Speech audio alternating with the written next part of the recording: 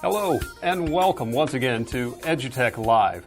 I'm your host, William Everhart, and in this episode, we're going to talk about Camtasia Studio. And this is going to be a fundamentals course, so it's kind of a getting started. In this, we're going to cover a lot of topics, and if you don't know exactly what Camtasia Studio is, let me break that down for you real quick. It is a screen capture software first and foremost, but it is also a very powerful video editor. And so I want to show you not only how to screen capture your screen, but also how to edit that content, how to add more content, and just show you all the fun stuff that you can do with Camtasia Studio. Now, just a few house cleaning items. For my live students, of course, each and every week when we do this, there is a chat pod to my right. If you have a question during the course of this event, please post that question there, and we will address it at break.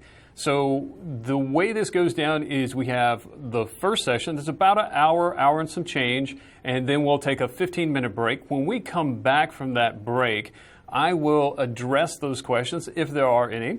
And then at the second half of the show, about another hour and some change there, we will have time for more questions. So if you have those questions, please feel free to post those in the chat pod. And once again, this is only for our live students. So not that anyone is undead or anything like that, but these will be recorded at a later time and be available for you. So a little more on that a little later. That's some new really cool stuff we've got coming up for you. So for now, let's take a look at Camtasia fundamentals.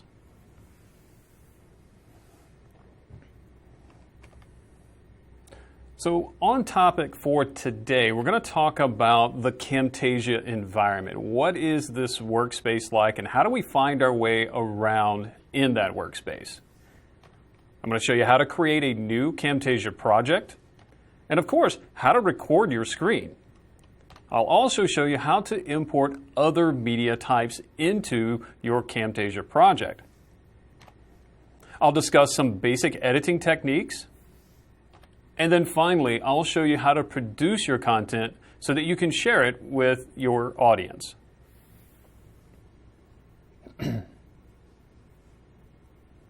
So, as you can see, there's a lot to cover, as usual in these episodes. And in this case, I'm really going to just focus on the fundamentals of using Camtasia Studio. Now, here at EduTech Live, we are all about showing people how to use software. So Camtasia is a mainstay in our workflow. Now, we do have other products such as Premiere and After Effects for video editing and things like that. And those tools are awesome. I won't take anything away from those. But at the core, Camtasia is all about that screen recording. And so anytime I need to do screen recording, I use Camtasia. I can also string this content together. So if I don't have the time to spend in a larger product like Premiere, I can actually edit my videos right here in Camtasia Studio. The video that you saw as an opening for this class and every one of our EduTech Live classes, all of that was done using Camtasia Studio. So I can't say enough great things about Camtasia Studio, so let me just show them to you, okay? Let's dive right in. So the first thing we want to take a look at is the Camtasia environment. How do we navigate around inside of this wonderful tool?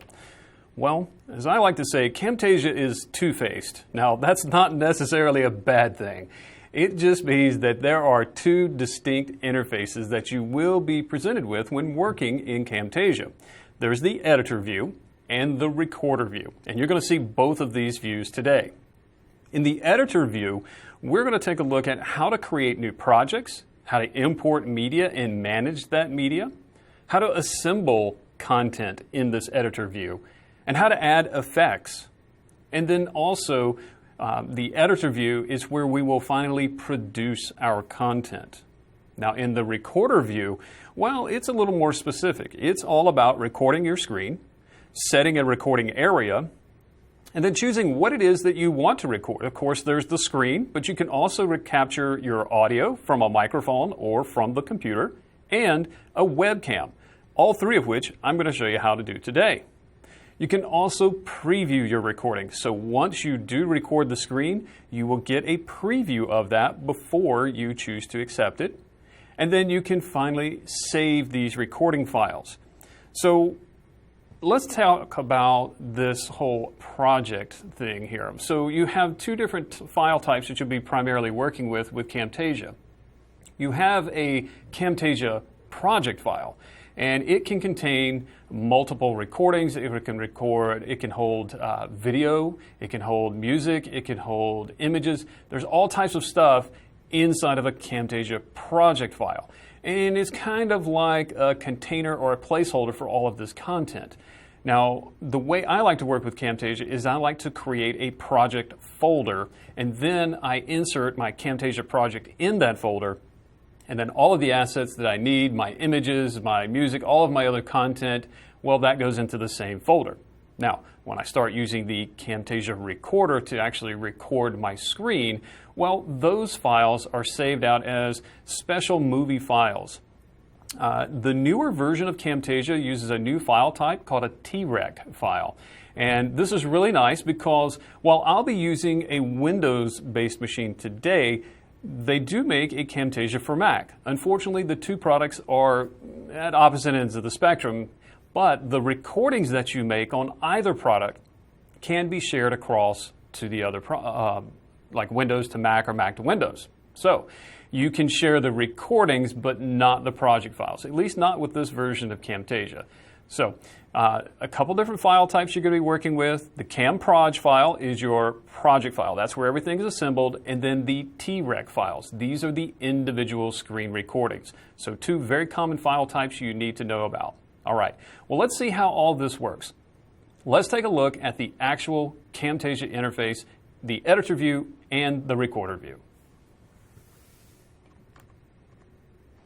So I'm just going to bounce back over here to Camtasia Studio. Now I'm using, I believe it's version 8.4. something or other here. But this is the latest version of Camtasia Studio. And with it, when you launch Camtasia Studio for the first time, you are going to be presented with this welcome screen. Now, each and every time you open this application, you will get this welcome screen. Now, I like it. You can disable it. There is a little option down here in the lower left corner that will allow me to disable it. But I actually use this thing on a regular basis. What it allows me to do is to go ahead and either go ahead and start recording my screen or import media into my project. I can also look at some of my more recent projects here. If I don't find a recent project, I know I was working on a recording earlier this week, but I don't see it here. There's a More button here, and this just brings up a Browse dialog. So I could go and find that Camtasia project file, that .camproj file type, and open it up. So it'll tell you right here what it's looking for, .camproj. You can see that here in the lower right-hand corner. Well, I'm not going to open one up. I'm going to cancel this and get back to the little welcome screen. Now, the welcome screen is just that. It is just a little dialog box that welcomes you to the product, and that's not all of it here. So let me dismiss this window for a moment, and let's take a look at the real editor interface here. So here we have the editor interface, and in the upper left-hand corner, I have a menu bar, and it works pretty much like any other application. You click on an item in the menu bar, the menu is revealed. You will see shortcut keys listed to the right of the menu commands, and you may also see little disclosure triangles here that would reveal a secondary menu. Now, some of the other things that are pretty typical, if an object or a command is in black, then it is usable. It's active. It's ready to be used. If it's in gray, well, then it's disabled. It means you cannot use that particular command at this point in time. Maybe I don't have a project, in this case it's looking for editing dimensions. Well, I don't have a project open. I don't have a piece of media selected. So that feature is grayed out. Now, just below the menu bar is the first area of Camtasia Studio. The folks at TechSmith like to say that they divided this product into 3 different areas. This first area is this box, this large white box, and these icons you see below it, including these icons here at the top, the record screen, import media, and produce and share. Now, this entire area they collectively call the clip bin, even though it's more than that. But over here on the far left, the first little tab we have is the clip bin. This is where we're going to import and save all of our media. We also have other little tabs here. There's a library tab that gives us media and different things that come with Camtasia. You can also add to your library so you can save and reuse content throughout multiple projects. And then we have some additional tabs here, so callouts and zoom and pan and all kinds of fun stuff here. And we're going to see all of this as we go along through this course. Now, there are some additional tabs here that we don't see. So they give us a little more icon here. And if I click on that, I am presented with a little menu that shows me those other tabs. So let's say I wanted to take a look at voice narration here. I'll just select that item. And what will happen here is it will display that tab, and then the little microphone tab, the voice narration tab icon shows up here. So it's just kind of shuffling these tabs around is all this is doing. I'm going to switch this back to visual properties for the moment. And you'll see it's back to the way we saw this when we first opened up Camtasia. I'm also going to go ahead and switch back to the clip bin because in just a moment we're going to be working inside this clip bin. So this entire area is called the clip bin. Now to the right of that is called the canvas. And think of this as your preview area. Once we add media in here, we will be able to preview that media here in the canvas area. You can see that there are player controls here, so you can play, fast forward, jump to the start, jump to the end. You can see timing over here in the lower right-hand corner of this area. And there's also a seek bar here, so you can scrub through your media. Okay. At the top of that, there are a few other commands up here that are specific to this particular project. So I'd have things like my recording or editing dimensions. How do I zoom in on this canvas? Maybe I want to zoom in to get a closer look because this canvas doesn't necessarily represent the actual size of my video. You see, I have mine set to shrink to fit. You'll also have some other options here for working with the canvas area, cropping and panning. You can even put this in a full screen mode, which is really awesome. So you can get a full screen view of your canvas, of your canvas area. Now finally, this last little button out here is one that I really like to use. It will detach my preview area. It'll actually make it a separate window. The reason I like this is because normally I'm working on dual monitors, and so I can detach this particular area of my screen and put it on a second monitor. Just gives me more room for the other panels here. Now finally, I want to talk about this area here at the bottom. This is going to be probably the most important area for you. This is where all the magic happens. This is the timeline. Now, if you're familiar with other time-based applications, such as Adobe Captivate or Articulate Storyline, then this concept will be pretty similar to you. It is a timeline. We insert objects on this timeline and we can string them together, apply the different transitions and effects to them, and this is basically our movie, our presentation here stretched out in a horizontal manner. It has a single track when you start with it, but you can always add more tracks. You can add as many as you like, but try to keep it to just as many as you need. There's some additional controls for working with the timeline.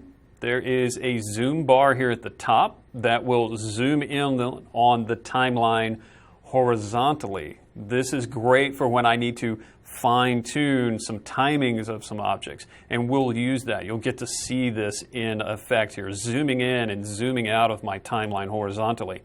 Then there's some other little buttons here across the top, and we'll get into those as we start editing video. Down on the lower left-hand corner here below my track 1, I have another little slider bar. Now this zooms vertically, so it adjusts the height of my tracks here. You can see this track 1 is pretty much taking over the entire timeline now. And this is really nice when you are editing audio. At least that's where I find it most handy, because you will see here in a moment when we import audio tracks, you will actually see a waveform file running down the length of the timeline. And so this is really cool to be able to see that waveform in greater detail. Now I'm going to reset that. I'm going to adjust this back down to a much smaller track. That way I can get more tracks in this small area. Now you can also change these areas a little bit. Now I can't switch, position of some of these items. Can't move some of these to the right or this to the left, but I can mouse over the dividing lines between something like the timeline and the canvas and clip bin, and I can adjust the height of the timeline. Pretty cool. And I will do that quite a bit because sometimes I need to focus more of my attention on the timeline, see more of the timeline at any given time, more layers, more tracks, if you will. And then other times I will, kind of pull this away so I get a little bit larger preview over here in my canvas area. Additionally, between the canvas and the clip bin, there is a little area here where if you mouse over it, you'll get the little double arrowhead. And you can give yourself more room for either of those two items. And notice as I make this canvas area smaller, I have this shrink to fit option, so it is dynamically shrinking that area to fit inside of my canvas preview. So really, really awesome. I don't have to continually update that. It is going to do it for me. All right, now I'm going to reset this just a little bit. I'm going to pull this back over here a little bit like so. And now I want to take a look at the other side of Camtasia. I want to take a look at the recorder. Now, in order to do this and to perhaps show it to you in the best light, what I'm going to do is I'm going to come up here to the top left corner and I'm going to click on the record the screen command here. And what it's going to do is it's going to go back to whatever my next application is, which is, in this case, my PowerPoint presentation. And then this little interface pops up. This is the recorder view. Here we also have little menus, and they work pretty much the same. Obviously it's different features, but it does function basically the same as any other menu. There are shortcuts, there are sub-menus, different little things like that you can use. And then there's these buttons. The buttons just kind of let me know what it is I'm about to record. So this first set of buttons here is all about selecting the area that I want to record. There's also these little lights underneath it here. You can see this one has a little blue light underneath it. It means that it's going to record full screen. Now, if you look very carefully on the edge of my screen, you should see a dashed green line and some little handles in the corners and the sides. This is a marker that lets me know what is the area I'm about to record. So in this case, I am recording full screen, so it goes all the way to the edges of my screen. But what if I don't want to record my full screen? Well, that's okay. The second little button here is the custom screen size. So here I can click a little drop down and I can choose from some standard sizes here. So we have widescreen and standard format sizes here. We have recent areas. If you create a custom area, that will be listed under the recently used areas here. And so you can just modify this and select just the area you want to record. So let me just give you a little demonstration of that real quick. I'm going to mouse up to the upper left-hand corner of my screen, and there's a little gray box there. It's a little handle. And if I grab that, I can actually drag this area down. Now, this is kind of cool because I can make it any size that I want, any dimensions, and I can move it around, and I can record just a particular area of my screen. Now, depending on where this little area is, my controls here will jump in and out of the box. Basically, anything inside the box is going to be recorded. However, Camtasia is smart enough to know that, hey, if this recording control is going to be inside the box, hide this before you start recording. So that's done for you automatically. Now you can see here in the select area, I have a new little icon here, and this is showing me my actual recording dimensions. So this is kind of nice because I could plug in a specific value. I can say 720 by 540. And now that is my recording dimension. So whatever's inside that highlighted area, that's what is going to be recorded. Pretty cool. I'm going to switch it back to full screen for the project that I want to work on. I'm going to move my little interface back up here. Next, we have the webcam, and of course you can see that it's on, and there I am. Hi everyone. So this is just giving me a preview of my webcam, and I can do a little more with this. I can change some of the controls here for this webcam. So right here I have controls for my webcam. I can select it if I have multiple cameras here connected. I can certainly switch between them, and I can choose the options for those cameras. Next, I have the audio button. And you can see that these buttons differ a little bit from the buttons over here on the left. These are green and they have little check marks. So if it's green and a little check mark, that means that particular feature is active. So my webcam is on, I'm getting a preview of it, awesome. My audio is on and I'm getting a preview of the sound that I'm recording here. So some of the options here, you do have multiple options for the audio. First, I can choose to either record my microphone that's coming from my webcam in this case, or do not record that microphone. I can also choose whether or not to record the system audio. This is all the little beeps and boops and things that your computer maybe makes while you're working with a particular application. So you can record all of this. Awesome. The last little icon here is just controlling the microphone. Now the microphone here that it is displaying is the microphone on my little webcam. And that is about 2 feet away from me, so I'm not really spiking too high with this. And when I say spiking, I'm looking at this green and yellow. If it starts getting into the red zone, then I might want to take a look at perhaps adjusting this volume down a little bit. Now we can always control volume after the fact in the editing view, but just note that if it is constantly hitting that red zone up there, you may want to tone that volume down. And then finally, of course, we have the big red candy-like record button. It just makes you want to click it, doesn't it? Well, I'm not going to do that for now. In fact, what I'm going to do is dismiss this for the time being. So there you have it, the two faces of Camtasia Studio. Now, Camtasia Studio is just that. It is a collection or a studio of applications. So we've just seen the editing app and the recording app. There are a couple of additional applications, but we won't cover those in this particular course. We will cover those in a future course. All right, so how about we dive into a new Camtasia project, show you how to set one up, and go ahead and record our screen. Awesome.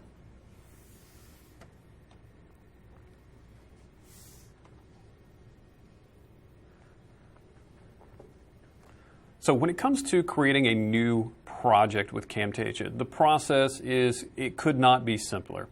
So let's talk about this and what it is that we're going to do with this new project. So I'll show you how to set up a new project, including how I go about my folder structure.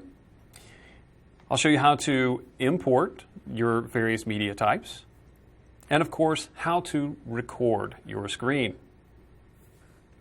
I'm going to jump back over to Camtasia.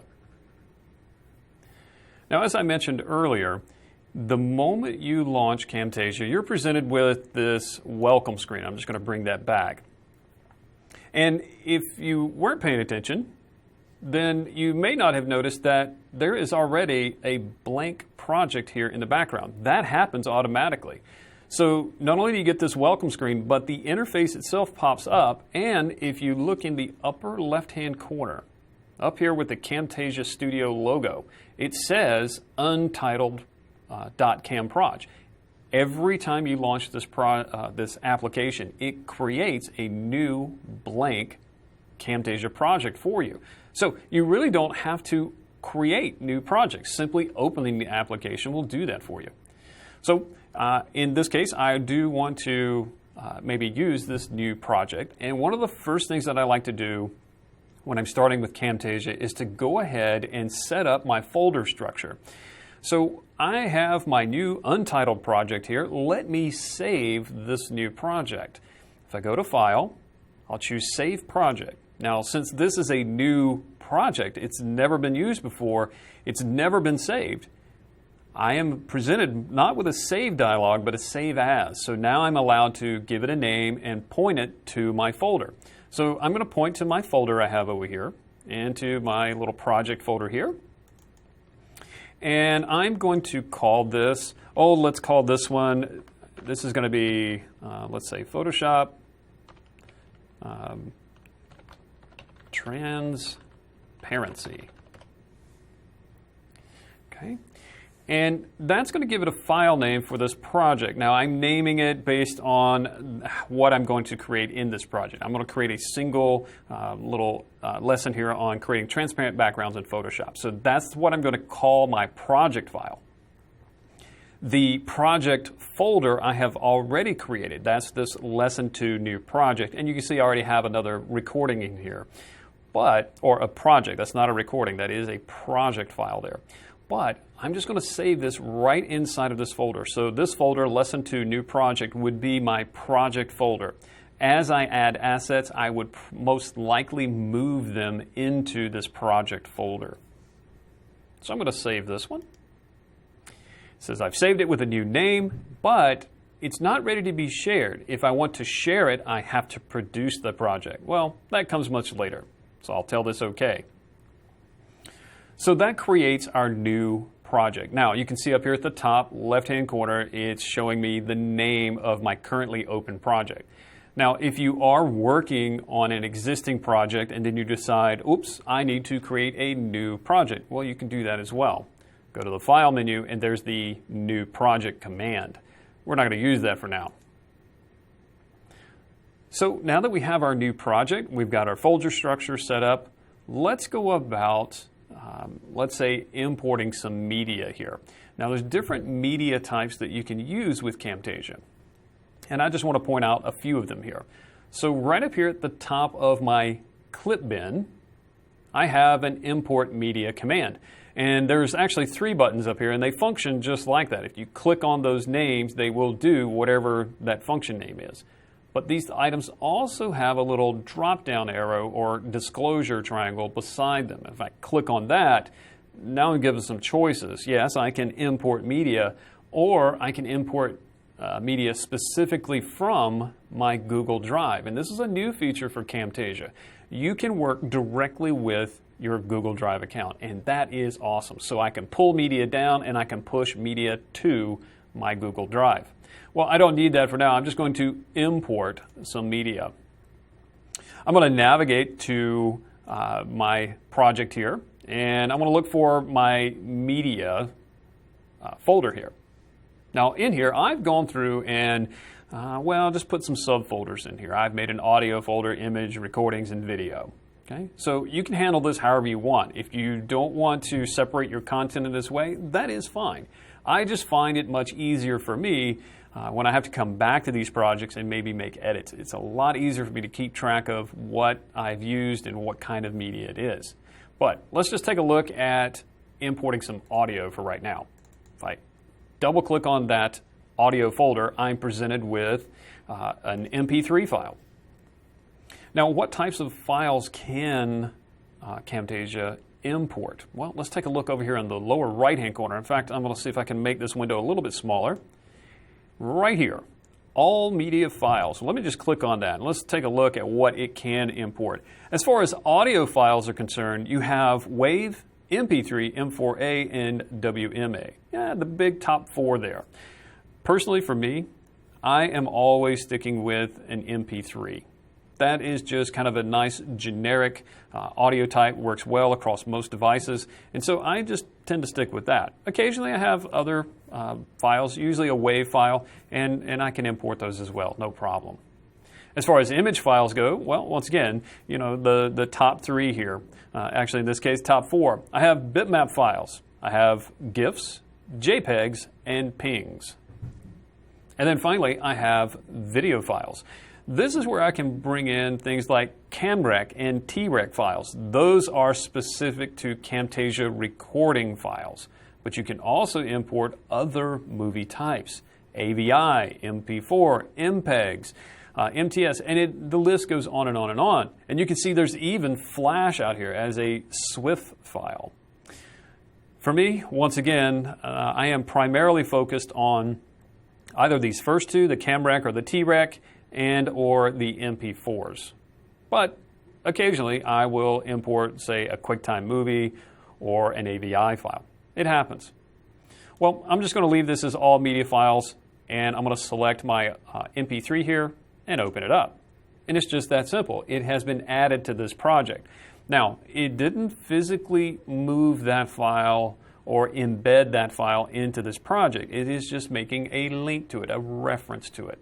So let me do that again. I'm going to import some media. I'll go to my media folder here. Let's look at some images here. Okay, let's grab a few of these images. We'll import those. I want to import some more media here.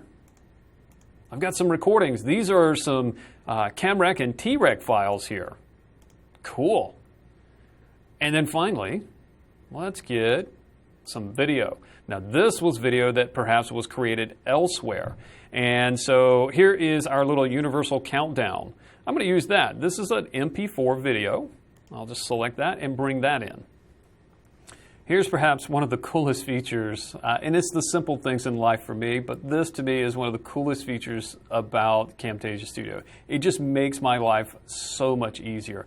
Look at how it is organizing all of my clips here in the clip bin. I have my recording files, my image files, my audio files, and my video files. It is separating them out for me. It's grouping them based on file type or what they are. And that is so awesome. I just love that feature. Now, if I want to change the look here of what is being displayed, I can right mouse click within the clip bin here. And of course, I can import more media, but I can also sort by name or by type. If I don't want it to show in these different groups, if I don't want it grouped by file type, I can turn off the show in groups, and now I just have a list, an alphabetical list here of my media. I can also view this as thumbnails. So now I actually get, a little bit larger thumbnails of what I'm about to work with, and that's pretty cool.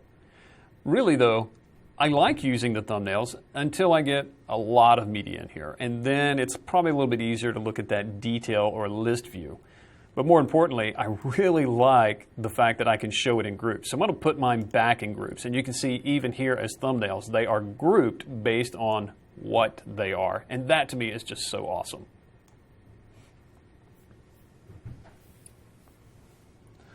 All right, so you can see that you can use a wide variety of media within Camtasia. You don't have to only use Camtasia files. I've imported images and audio files, video files, and even a recording that I made on a Macintosh computer.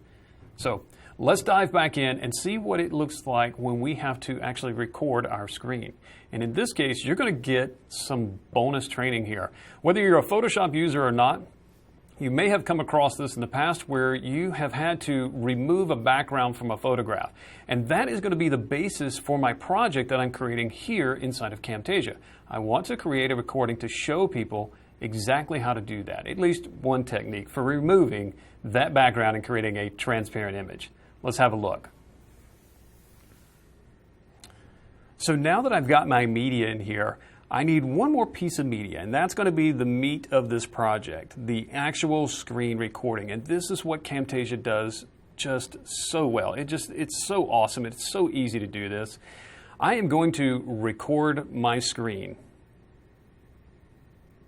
It's initializing the camera, and now it's bringing up the recorder view. Now, it is focused right now on my application that I had open, and that would have been, in this case, PowerPoint. But I can tab through this, and I can come over here to a Photoshop file that I have open. Now watch this. When I release this, not only is Photoshop open now, but look at that.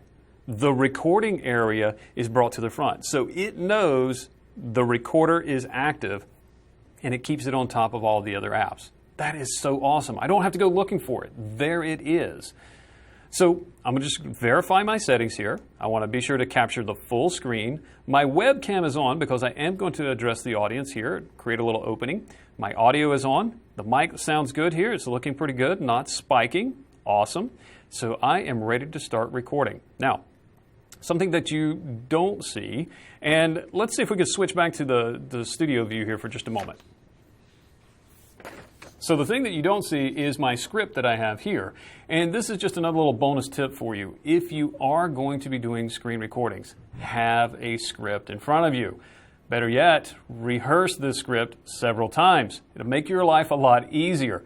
The smoother you can make this recording while you're recording it, the less time you're going to spend editing it. So I have my nice little script here. I have my little bullet points of what I want to talk about. And now I'm ready to start recording. So let's record this Photoshop tutorial.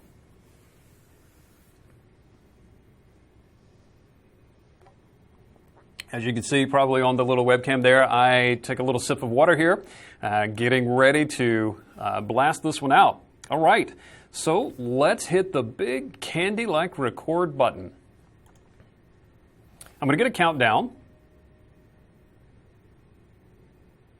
And now I'm off to recording. So typically what I do is I pause for just a moment, and then I'll start with my introductory statement.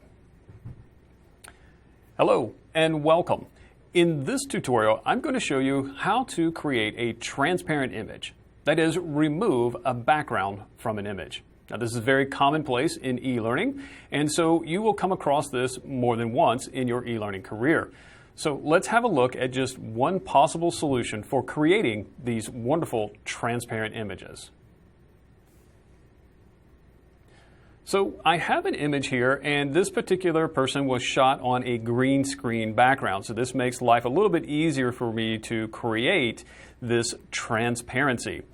So the tool that I like to use, or the method that I like to use, it's not just one tool, but a series of tools, is to make a selection either of the background or of the subject matter and then hide the rest of it. Now, this is what we call a non-destructive method.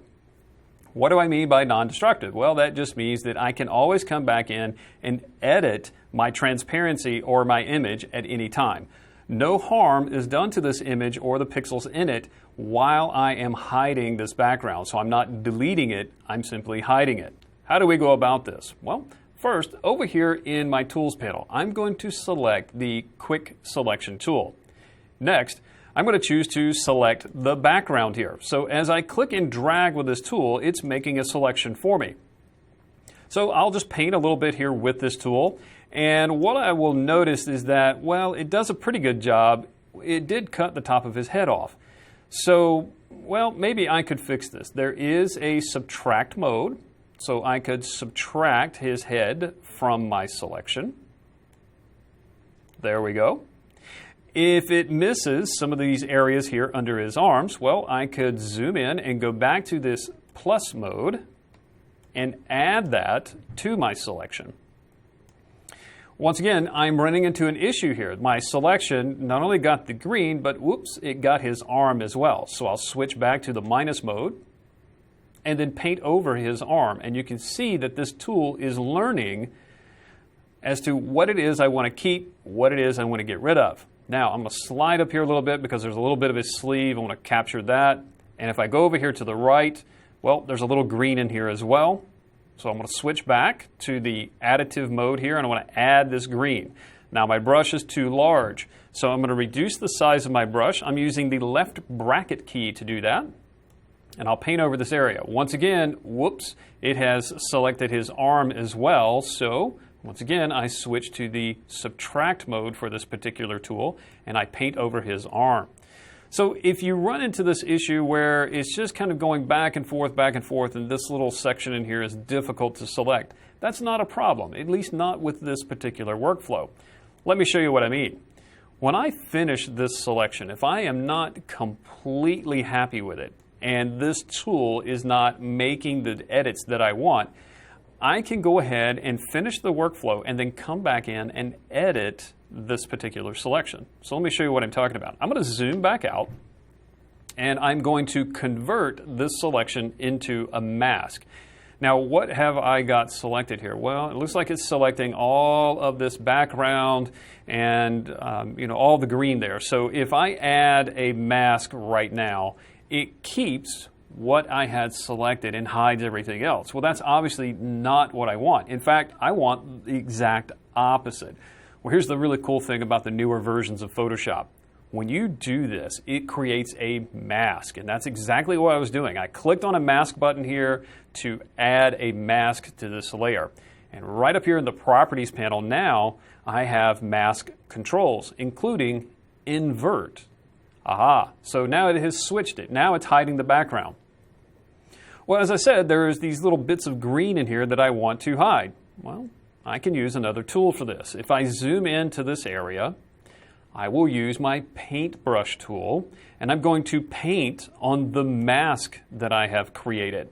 So once again, I will reduce the size of my paintbrush here. Now, what color do I paint with? It is a paintbrush after all.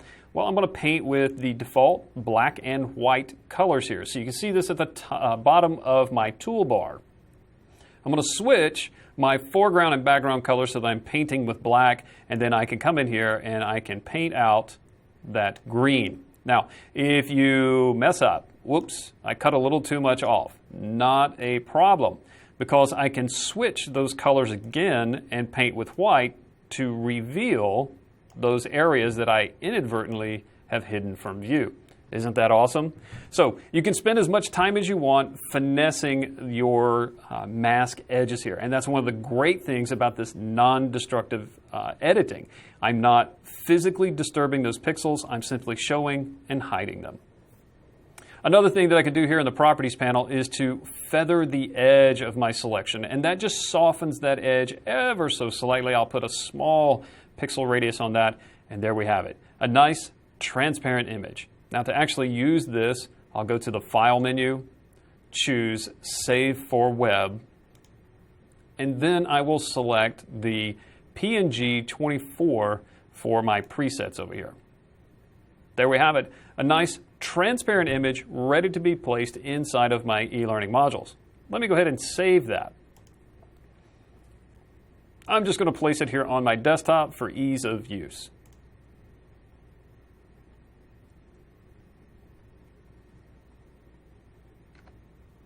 So now I've finished my recording. I have stopped the recording using the shortcut key of the F10, and now it is previewing all of that I just recorded. I can see down here in the lower left-hand corner how much time that was. It was about 6 minutes. Actually, it was a little less than that because there was this intro part where I was addressing you, my primary audience, not the folks that I was recording this video for. So I can preview this. I can choose to either save and edit it, go ahead and produce it. If I have no edits to make, if it's perfect as is, I can just produce it and not hand it off to Camtasia Editor, or I can delete this recording and start again. Well, I like the recording, so I'm just going to save and edit it. So it's asking me, what is the file name? Now notice the file type. It's a TREC file. This is the other recording file that you're going to deal with. So you have your project files and your recording files. Let me point this to my project folder.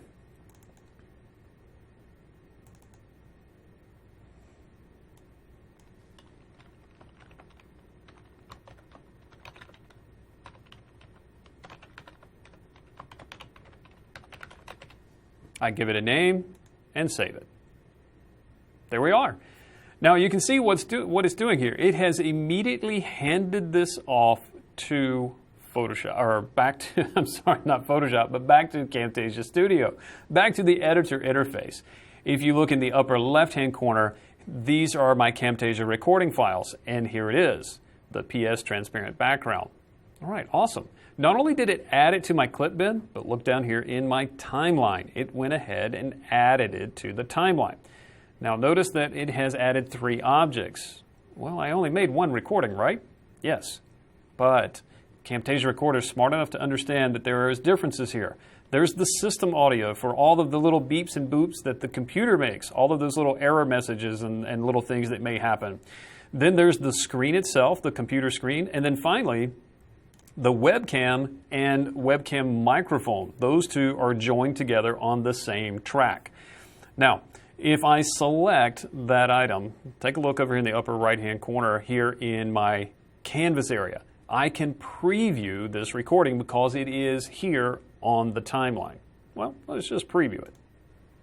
And now I'm off to record it. So typically what I do is I pause for just a moment, and then I'll start with my introductory statement. All right, so you just heard me say all that stuff, so you don't need to hear that again.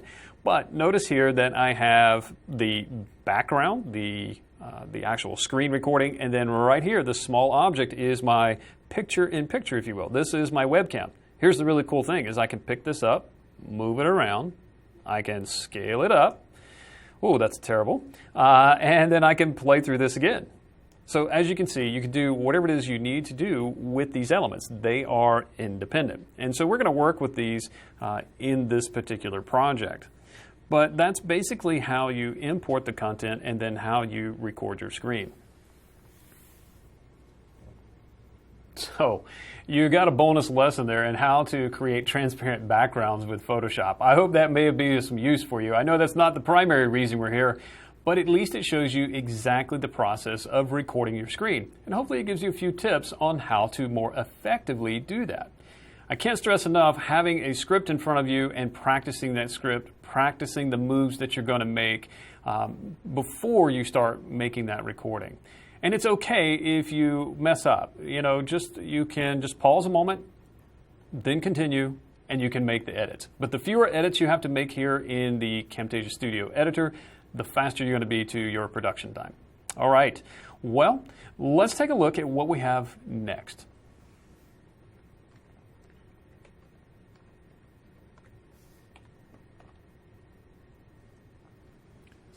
So now that we have our recording and we have our extra media, how about editing this content?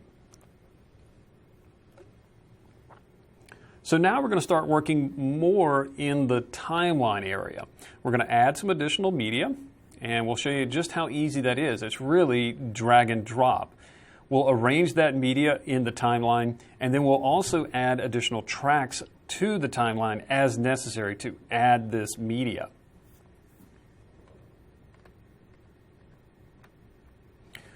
Well, coming back over here to the Camtasia Studio, you can see that we already have our 3 tracks. So I really don't need that system audio track. There was no noises being made by the computer at this time, so that's really just kind of wasted space.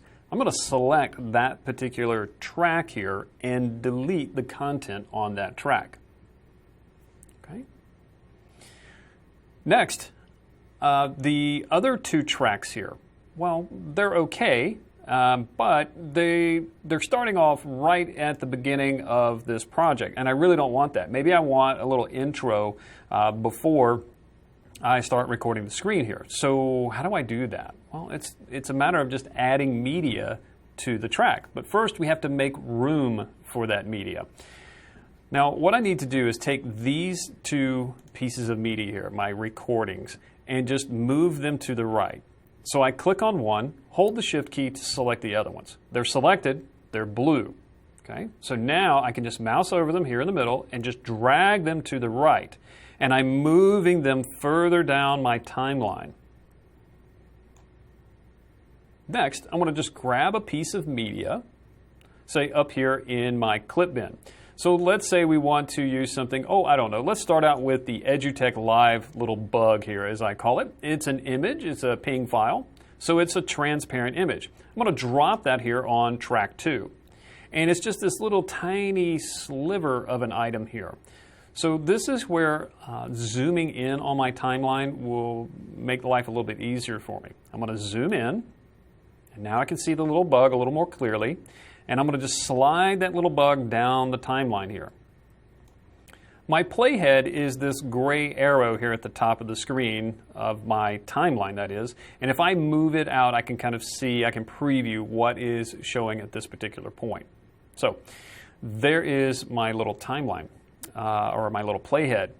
And right now it is showing that little bug here in the canvas because that's where it is. Now the little bug is right here centered on the canvas, looks fine, but how long does it play? Well, I could move the playhead out here and kind of get an idea. It's about 5 seconds long. If you want to change that duration, you can do that one of 2 ways. If you want to just do it visually, watch this. If I mouse over the right edge of this little clip, the cursor changes to a double arrowhead, and the right edge lights up in a lighter color. Now I can click, hold, and drag, and now I'm not moving the bug, I'm making it show up for much longer. I'm changing its duration. So this is how we edit clips, or we trim clips, and I'm going to show you how to do this in just a moment on the recording. So I want to make this a specific length. I'm going to right mouse click on this particular bug, and this works great for the still images. How long do we show the still image? So I right mouse click on it and I choose duration. I want to set this to exactly 5 seconds. Tell it OK, shrinks it back down. All right, awesome. Well, what do I want next? Well, let's put another piece of media in here. What do we want to see after the bug? Well, I want this video clip, this MP4 clip. I'm going to drag that in here as well. I'm going to slide it to the left, and there we have it. Now, I can trim this clip, but I can't extend it. You see, if I try to grab the right side of it and change the duration, I can't do that. It's video. It is already rendered. I can't change that. So I'm kind of stuck with that. There are some changes that you can make to extend it, but for the most part, you can't just drag the right or left edge to extend the duration of the clip. We can move it around, but we just can't extend it. All right, I'm going to zoom back out so I can see the rest of my objects here on my timeline, and I am going to take a look over here to the right. Now notice these two tracks. Uh-oh, something is a little wonky here. Notice how this bottom track is out of alignment with that top track. Now that could potentially be a problem because my audio track is up here at the top with my webcam, and it should be in sync with my screen recording. So how am I going to combat this? Well, this is really cool. Camtasia can handle that for me. If I drag either one of these clips towards the other one, watch what happens. I'm going to get a little click and this little yellow line. Now you don't audibly hear a click, but you can kind of feel it. It's a snapping. Now once I see the snap, I see the yellow line, I know these two edges are lined up. I'm going to do another little trick here. I'm going to shift select both of those items again, and I'm going to group them together. So I'm going to right mouse click on them here, choose group. Now it's kind of grouped them together. They will be locked together now, and I can move this group and it's going to move both of those items. Awesome. I can even trim the edge of the group here. So let's check this out. I'm going to zoom back in, and I'm going to start going through this. Now, at the beginning here, it's me addressing you as to what I was doing. Recording. So typically what I do is I pause for just a moment, and then I'll start with my introductory statement. Hello. So that's about where I want to start. I'm going to move the playhead back. There we are. And this is where I want this video to start. So I can actually grab the left edge of this group. And notice that I get the little double arrowhead again. And if I grab this and drag, now I am trimming the front edge of this video. So now I'll just slide this back. It's kind of like, you know, train cars on a train. We're trying to keep these cars linked together here. But now I can go from my countdown right into my video. And of course, we're going to put a transition in here a little bit later. All right. So adding media and trimming that media down. Now, I will most likely have to trim the tail end of this media as well. So I have a little scroll bar here at the bottom that I'm sliding to the right, and I can see, you know, this video goes all the way out here towards the end. So I'm going to move my playhead out here. I'm just going to click on this little ruler here at the top of the timeline, and that just jumps the playhead to that point. I'm going to press the space bar to start playing at this point. Placed inside of my e-learning modules. Let me go ahead and save that. I'm just going to place it here on my desktop for ease of use. And so that's it. That's pretty much the end of it. I have a long pause after that, and I don't need such a dramatic pause, so I'm just going to trim the tail of that. All right. Well, I'll come back over here. I'm going to zoom out so I can see the whole timeline in my screen here. I'm going to just zoom this little bar here to the left, And then I'm going to move my slider bar to the left here at the very bottom. Okay, so I've got all these different little pieces of media coming together.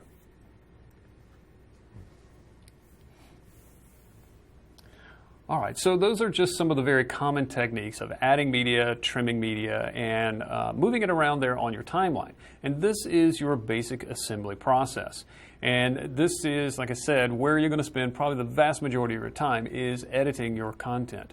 So we've got a lot more to show you with these edits. Let's dive back in.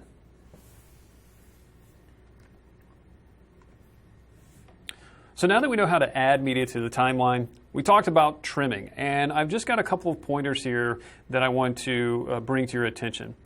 Pay attention to that cursor. You saw as I was moving my cursor around on my different pieces of media in the timeline, I was getting different icons there. Especially when you get close to the end of the media, you're going to see your trimming options there. When you're moving media around, you'll see that snapping, that yellow vertical bar. Pay attention to that sort of stuff. It gives you a lot of feedback as to what is happening while you're doing your edits. Now, I also want you to know that all of the edits we're making here, this trimming especially, is non-destructive. I'm not actually throwing away those extra bits of the recording. I'm simply hiding them, much like I did in the demonstration of the Photoshop. I wasn't destroying or erasing those pixels. I was simply hiding them. So here too, we have the concept of non-destructive editing. Now, the next thing I want to talk about is audio. I'm going to show you how to place audio into the track. And then we'll come back after the break and we'll start editing that audio. So let's see how we get it in here first, and then we'll take a break. So I'm going to jump back over to Camtasia Studio. And so I have my various tracks here. Now, the original track for the audio coming from my computer, I removed it. The track is still there, but that media is gone. And so this would be a good place where I could put, say, background music. Okay, well, I do have an audio clip, a little MP3 file here. So I'm going to add this to my timeline. Now, I'm going to drag and drop it. And so as I drag over track 1 here, I can see a little plus sign. Remember, I say pay attention to those cursors. If I'm dragging over other media, I get the no symbol. You can't place that here. So I place it here, and I drop it. Now, it's going to align to the point where I drop it. Now, that's one way to add the media. Here's another way to do this. I'm going to undo that for a moment. The playhead. If I position the playhead where I want the music to start, or any media for that fact, and then I come up to my clip bin, right mouse click on that media, you can see that I have an add to timeline at playhead command, and that's exactly what it does. Now, it puts it in the first available track, and in this case, that was track 3. Well, you don't always have to do that. You can move the tracks around, or you can move the media around between the tracks. So I don't want it here on track 3. The reason I don't is just a personal preference. I like to have my audio down below all of the other content. So I'm just going to drag and drop this media. Now I'm going to push it all the way to the left until it won't go left any further. That way I know this music starts when my little video starts. Trimming the audio, well, that works pretty much like it did with the video tracks. If I mouse over the right edge of this track, I can drag it to the left and trim that off. But let me show you something else. Let me pull this back out here. I'm going to extend it all the way back out to where it was. So that's the full length of it. Let's say that I want this to stop right about here, just as I'm getting into my presentation. Instead of trimming all of this music off, what I'm going to do is right up here at the top of the timeline, I have various little tools. And there is a little tool here that's called the split tool. Now you want to be careful.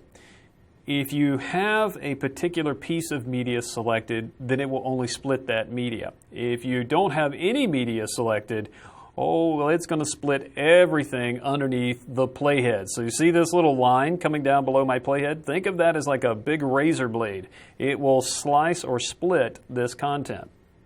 Well, I only have my audio track selected, so let's see if this will work. If I click split it should only split that audio track. Now I've got two little pieces here. Watch this.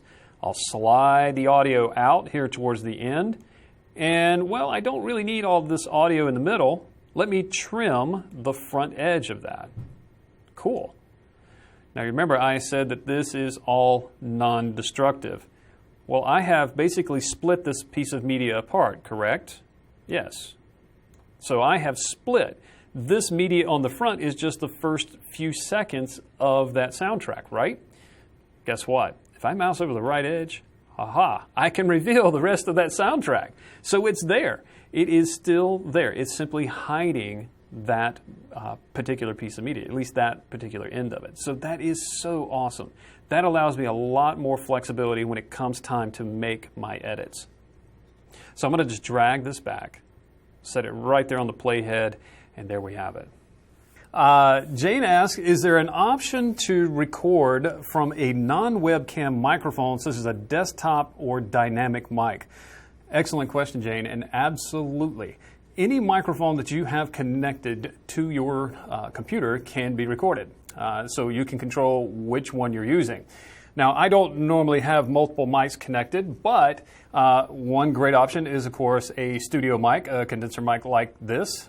This particular one connects via USB, so it makes it really easy to connect to your computer. So that's one way to do it, especially if you're actually going to have video on here, because, I mean, how professional looking does that look? I mean, it's kind of old school broadcasting there. It's pretty awesome. So you have this. Then you, of course, also have headsets with microphone. Quality coming off of these, though, that's pretty bad. Just be careful of that. There are some really nice headsets out there that have really great audio quality. For what we're using here in the studio, what you're seeing, what you're hearing right now, I am wearing a lavalier mic. Now, this is not connected to my computer. This is actually going into our editing bay over there and being mixed in. So, but this is also an option. They do make USB inputs, so you can put that into your computer as well. So, yes, you can absolutely not use the webcam mic and opt for a better quality mic. All right, let's see what else we got.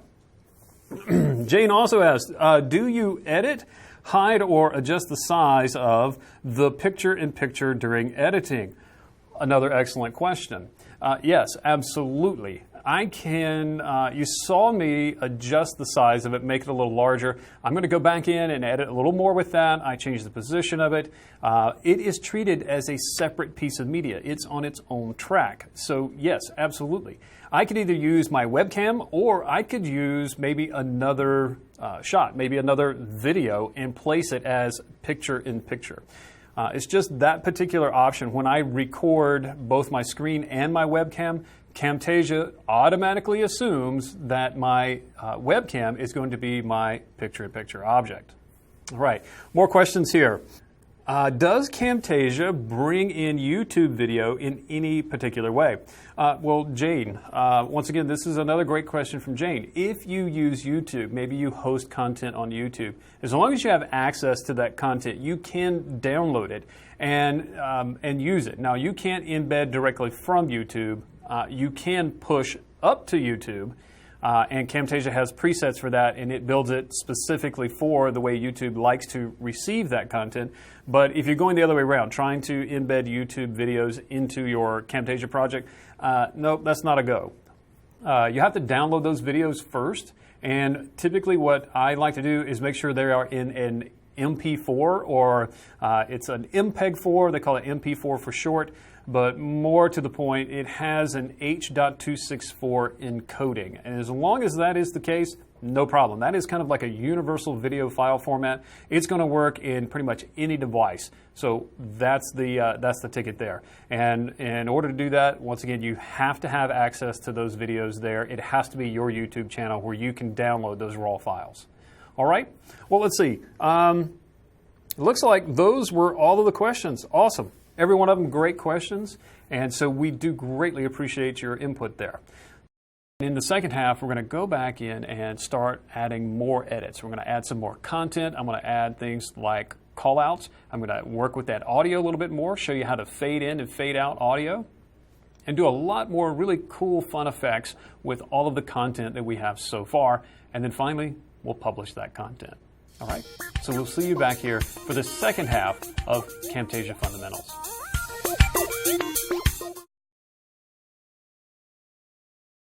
So let's dive back into the second half here, where we're going to finalize the edits here. I'm going to do some more editing with my audio. I'm going to dive a little deeper into that, and then we're going to start adding additional content. I want to show you some really cool stuff with some call-outs.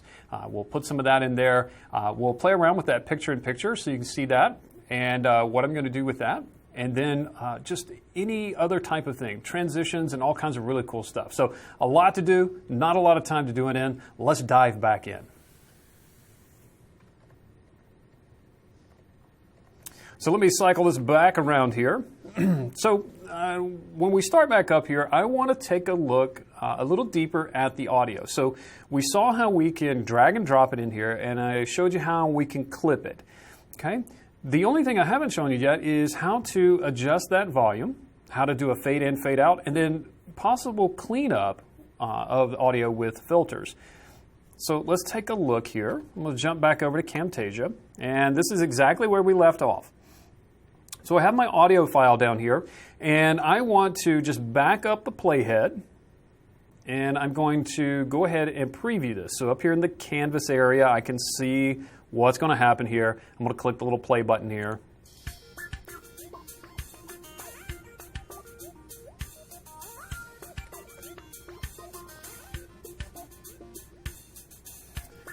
And as you can see, it's just playing the music over this. Hello and welcome. In this tutorial. Okay.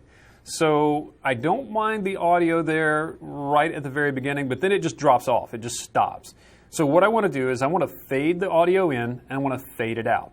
Camtasia makes this super easy. First, I'm going to place my playhead closer here to the very beginning, kind of in the middle of my audio track, and then I'm going to zoom in. Now the reason I'm moving my playhead first is because when I choose this zoom bar up here, it zooms on wherever the playhead is. So that's just going to zoom that in, and now I can see my audio track in greater detail. Now I can also use this little zoom to zoom the track height and make it a little taller. Okay? And that'll probably make it a little bit easier for you to view it on your screen. But what I need to do is have this fade in and fade out.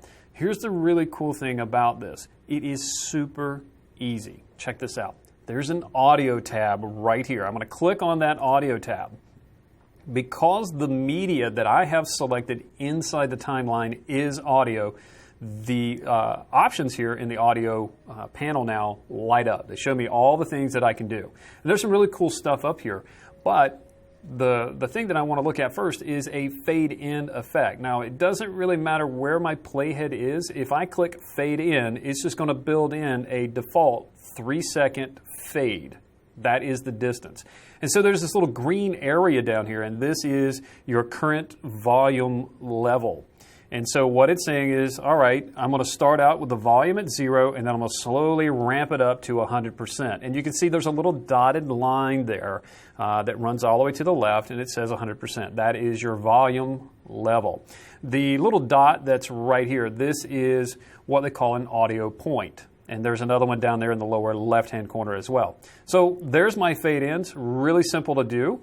If I need to extend that fade in, well, maybe this fades in a little too quickly. I can certainly move this little dot. What I want to do is when I'm dragging it, though, I want to look at that little call out that's beside it. I want to make sure that that still says 100%. If it says anything other than that, whoops, I am raising the volume, and that's probably not what I want to do here. So I want to make sure that this is, 100%. So I'm going to drag it about here, extend that duration for the fade in. And then what about a fade out? Well, that's just as easy. I still have this piece of audio media selected, and I click fade out. Awesome. So it should come in here, and it's full volume until right here. Now, if I take a look at this group 1, this group contains the screen and the webcam and my audio. And so I can actually see the little wave files here, these little mountain ranges here, and I have to mouse away from it because it's showing me all that information.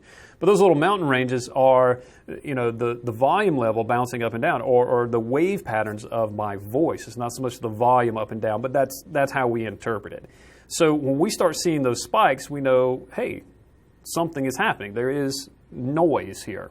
And so I'll set this fade out. I'll start having this thing fade out right about where I start speaking here. So I'm going to pull this back down. Once again, it's wanting to adjust the volume here, so I got to make sure that it stays at 100%. But I'm going to have that point right here, and then it's going to slowly fade out. So let's give it a listen. First, we'll listen to the fade in.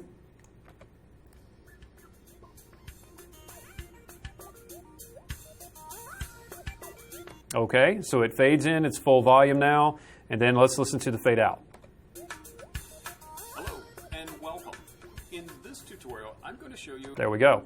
So now you can also adjust the overall volume. If I felt like the volume in this piece of media was too high or too low, there are volume up, volume down, and of course you can also drag the top edge of this little green box. If I grab this top edge here, notice, once again, I'm paying attention to my cursor. I'm getting an up and down arrow. That allows me to crank up the overall volume or drop it down.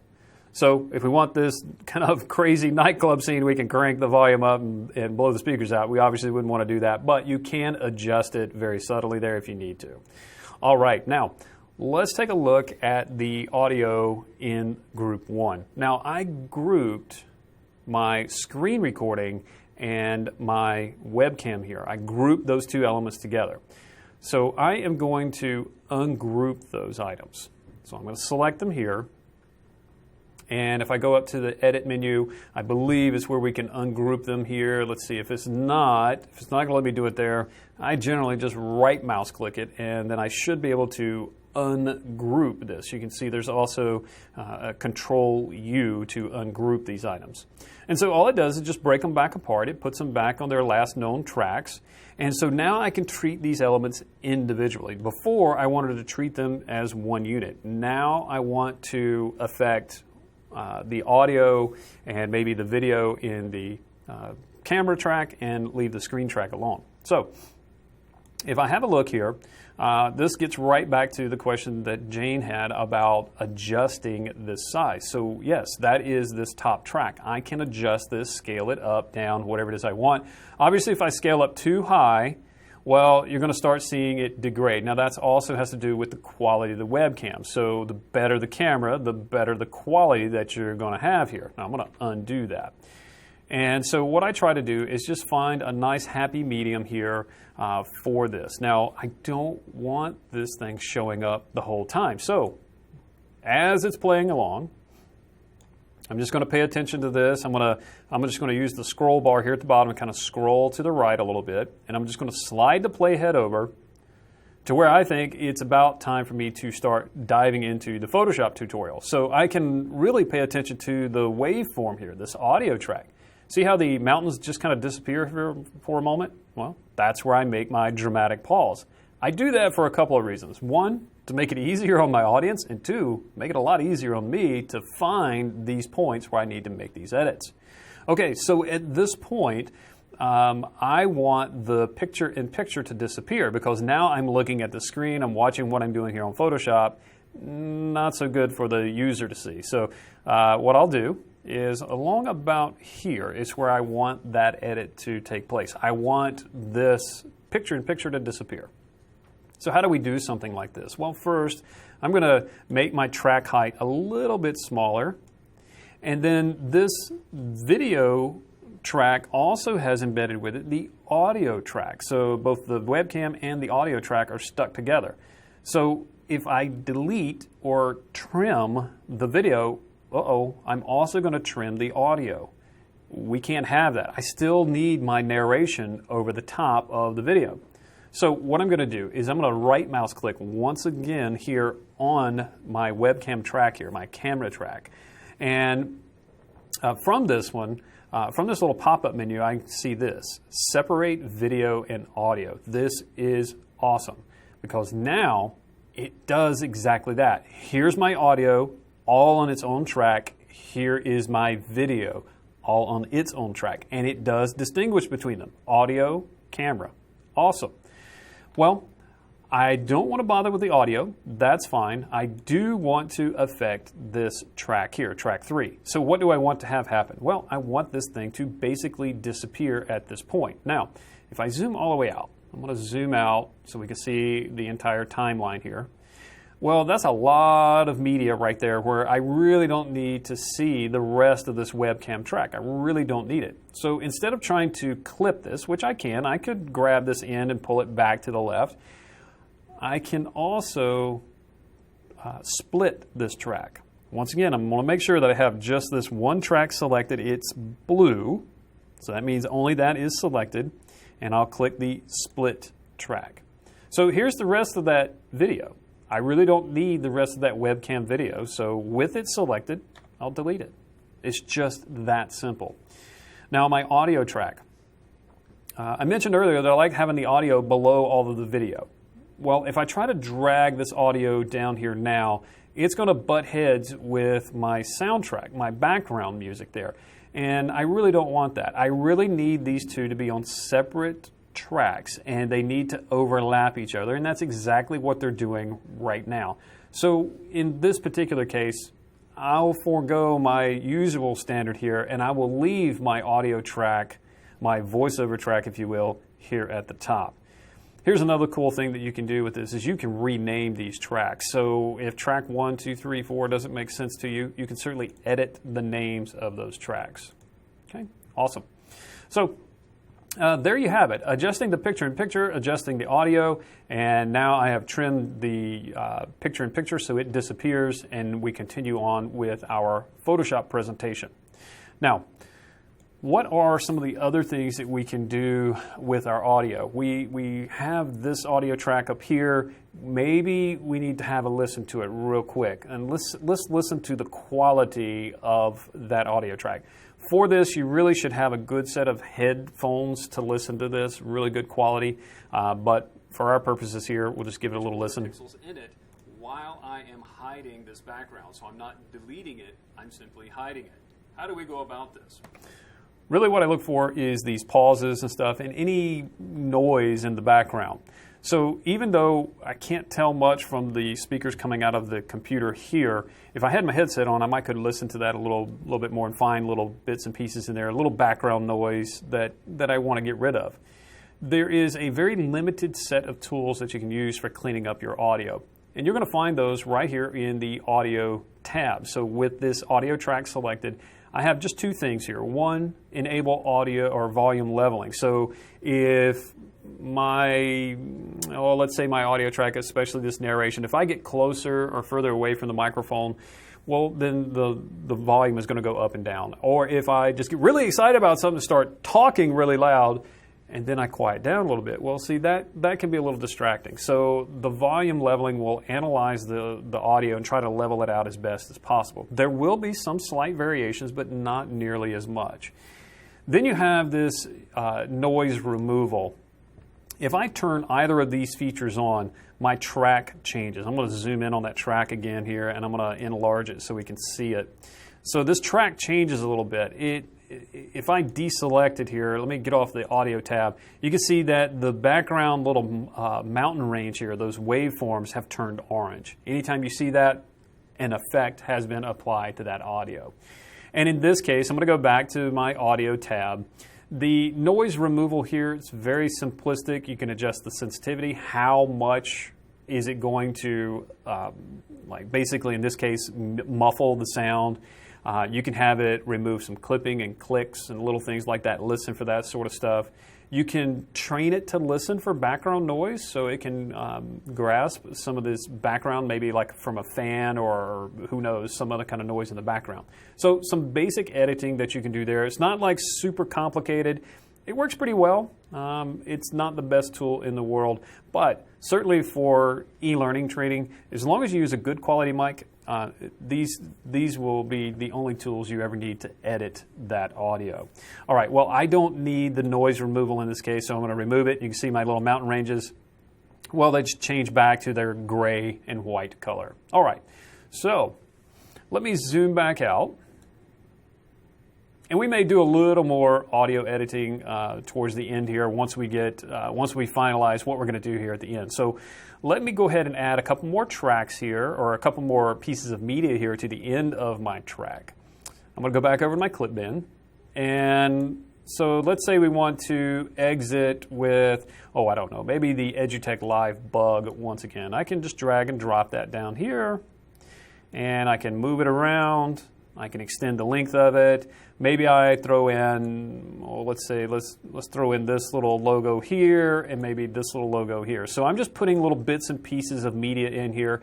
These are all visual media, so I want to put them on this video track here. And just trying to keep all of my live video and images in one layer here, or one track. All right, so now that we've got this, what else can we do?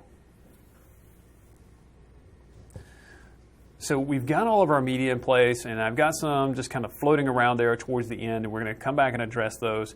But before I finish up with those, I want to talk about some additional content, something other than just your standard media, something other than images and movies and audio files. I want to insert what we call callouts. These are annotations. So I want to annotate my presentation here.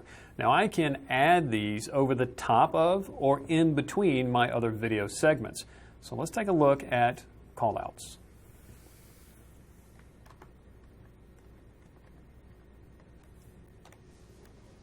All right. So annotating your video, adding these little callouts, these little pop-ups, if you will, just something to draw the user's eye to a specific area. Now this is super important when we're doing software presentations here, because as you can see in that Photoshop interface, there's lots of buttons, and so I want to be sure to draw a person's eye to a particular area. So these are great for this, but I've got a couple of pointers here that just come with my experience with it. Use callouts sparingly. There's a lot of callouts that you can use, and some are really kind of cool looking, but don't just put them in there just because they look cool or just because you can. Use them sparingly. Use them where you need them, but be sure that you have a purpose for using that callout. Now you can also copy and paste these callouts. So maybe you create a little talk bubble here, you've got it formatted exactly the way you want, and you may want to use that same talk bubble a little later on, but with different verbiage. That's fine. Copy and paste, and it will copy all of the content over, including the appearance and the look. You can also apply transitions to your callouts. So there's going to be some simple fade ins and fade outs that are built in there, but you can also add other visual transitions like scaling and rotating. Really, really cool stuff to make your annotations stand out. So let me show you what it takes to add a callout or annotation to your video. I'm going to go back here in the timeline. I'm going to move my playhead back to a point in time where I'm talking about the particular tool that I want to use to start with my editing of the photo file here. So let me just play this. Of the background or of the subject matter, and then hide the rest of it. Now this is what we call a non-destructive method. What do I mean by non-destructive? Well, okay, so now I'm starting to talk about non-destructive. I really haven't gotten to that tool set yet, but this could be another place where I could use a callout. I mentioned a term here, non-destructive, and it is something that is probably not known to the mass audience. So this is a good place for a callout.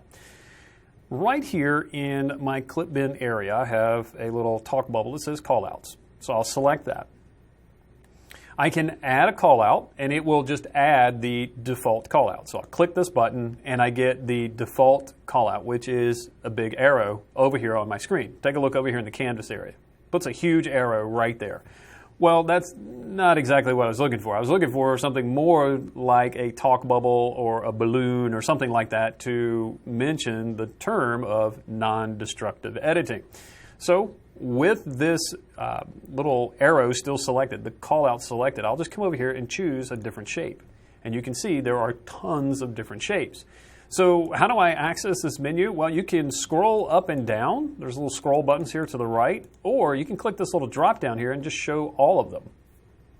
So let's say in this case, I want to use this filled round rectangle. Alrighty. So it puts a big call out. In some of our e-learning applications, we might call these captions. Captions are something a little different, actually, when it comes to Camtasia. So these are callouts. There is a distinction between callouts and captions.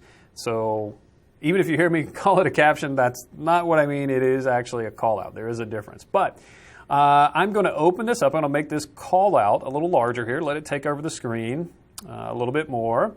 And I am just going to put in some text. Now, I want some text right here in the center. I go back over here to my callouts panel, scroll down here a little bit. Right here, there's a blue box.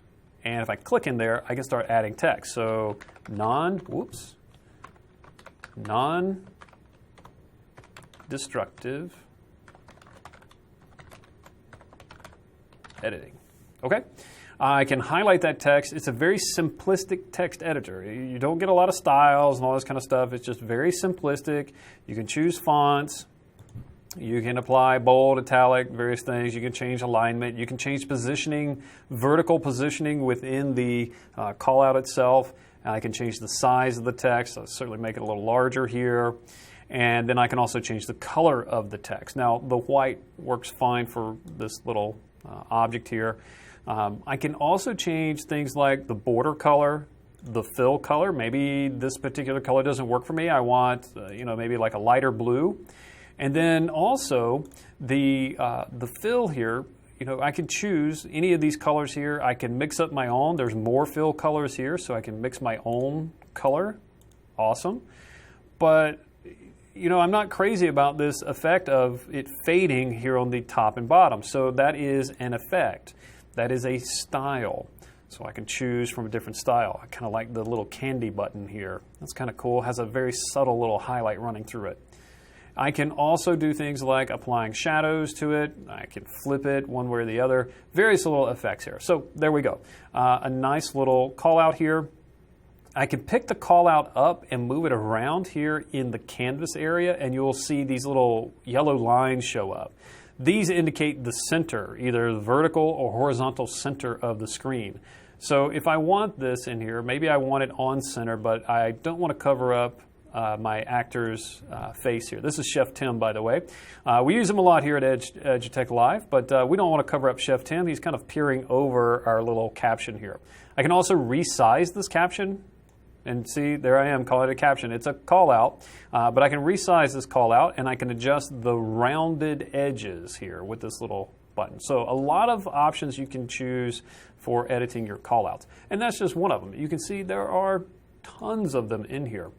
Some of the ones that I'm more at home with would be just the rounded rectangle. I really like those. The talk bubbles are kind of nice. And then these sketch motions. These things are really, really cool. So we'll take a look at one of those here in just a moment. So here is my call out. Let me zoom in on the timeline real quick for you so you can see what that looks like. So here on the timeline, it added a new track. And this is where my little call out is. There are two little blue ramps here on my call out, one at the beginning and one at the end. Let me see if I can make that a little taller for you there.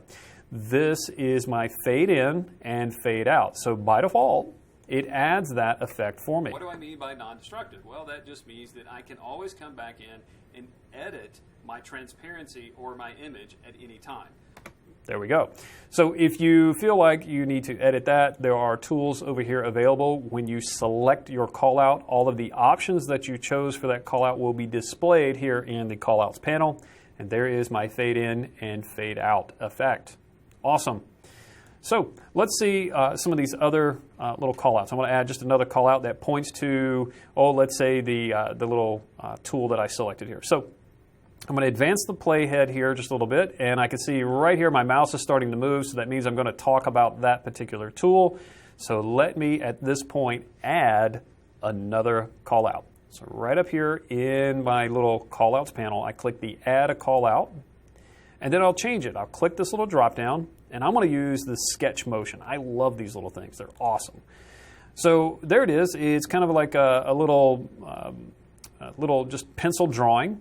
It does have the little ramps, but it's not a fade in. In this case, they call it a draw time. So it actually is an animated drawing of, a person drawing this little arrow here. I can resize it. I can reposition it. And I can rotate it. Here in the center of my little call out, there's a little green button. And if I click on that, I can rotate this. So I'm going to rotate this and point right to the little tool that I'm going to select here in Photoshop and draw my user's eye to that tool. Needing it, I'm simply hiding it.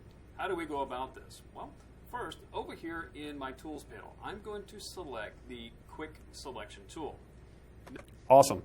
So that's it. It's just that simple. You can stack these callouts as much as you want.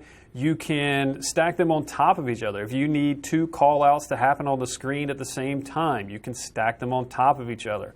Totally okay. How long is the callout? Well, that depends. The default is between 5 and 7 seconds, depending on your settings. I think 7 is the factory default, but you can always right mouse click a callout and change its duration. So if I want that to show up a little bit longer, let's say 7.5 seconds, I just plug that in, tell it OK, and it just simply extends that callout. You can also just grab the ends of it. Just like we were clipping other elements, you can clip these callouts. You're not really clipping them, you're simply changing their duration. All right, so that gives us some various callouts here. There's all types in here that you can use. Like I said, it's just more than what we can cover here. There's some really cool stuff down here in the special effects section, like blurring. If you have passwords that you show on screen, you can blur those out. There is a spotlight effect, or it's a great little tool for drawing the user's attention. If you just need text on the screen, you can certainly do that. And then if you use keyboard shortcuts, you can certainly put those in there. There's kind of a couple different options for that. So really, really cool stuff with your callouts, but once again, have a purpose for those items. Don't just throw them in there because they look cool. All right, so as you can see, you can really annotate your videos to draw the user's eye to exactly the point on the screen you want them to be viewing. So I want you to be sure to explore all of that on your own. It's a little more than what we can get into here. Maybe we'll cover some more of those in a future title. But now I want to jump into some additional edits that we can make. We need to still add some transitions in here and a few visual effects. So let's jump back into it and see what those transitions and visual effects look like.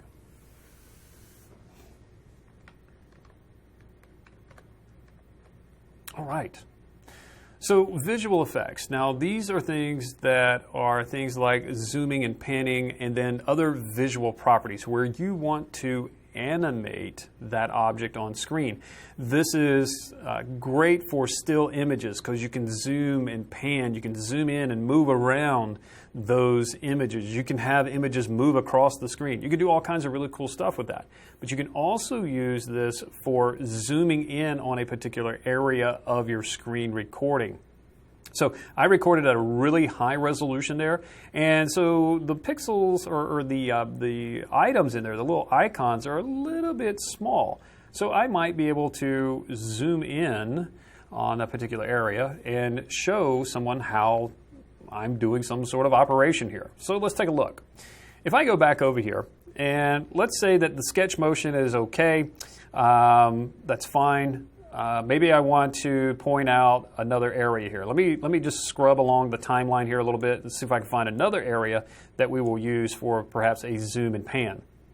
Okay, so right up here I'm talking about the adding and subtracting of the tool here. So I'm talking about this selection tool that I'm using, and it has some properties up here in the upper left-hand corner, but those are really difficult to see. And I'm talking about those properties, so what I want to do is perhaps zoom in that area.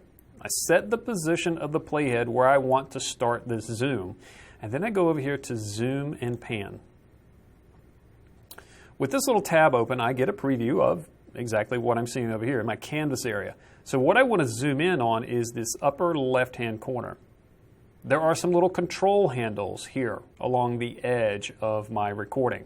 I'm just going to grab those control handles and zoom in. Now, as I move this box down, I make this box smaller. Check out what's happening over in my canvas area. I am zooming in on this particular area. Very, very cool. Now, there is an option that's turned on by default, and I leave it on, maintain aspect ratio. Another thing that I like to do is whatever the scale value is, I like to round it off. That way I can reproduce it again and again. So I'm going to round that off to 260. Perfect. If I look over here, I can see that, yep, we are zooming in on the screen. Awesome. If I move my playhead back, we can see that, okay, we're zoomed out. Then the playhead hits this, we zoom in. And guess what? We're going to stay here until I tell it to zoom back out. So what's happening here? Let me scroll down here in my timeline. Down here on track 2, this is my media track, my screen track here. There's this little blue arrow. And if I zoom in a little further here, you can see the arrow. And so it says, okay, starting from this point to the tip of the arrow here, that is where I'm going to perform this zoom. Now, if that occurs too quickly, let's see what happens here. So, well, maybe I could fix this. There is a subtract. Okay, so if that zooms a little too fast, I think the default is 1 second. If that zooms a little too fast, I can either drag the point of the arrow out or the tail of the arrow out.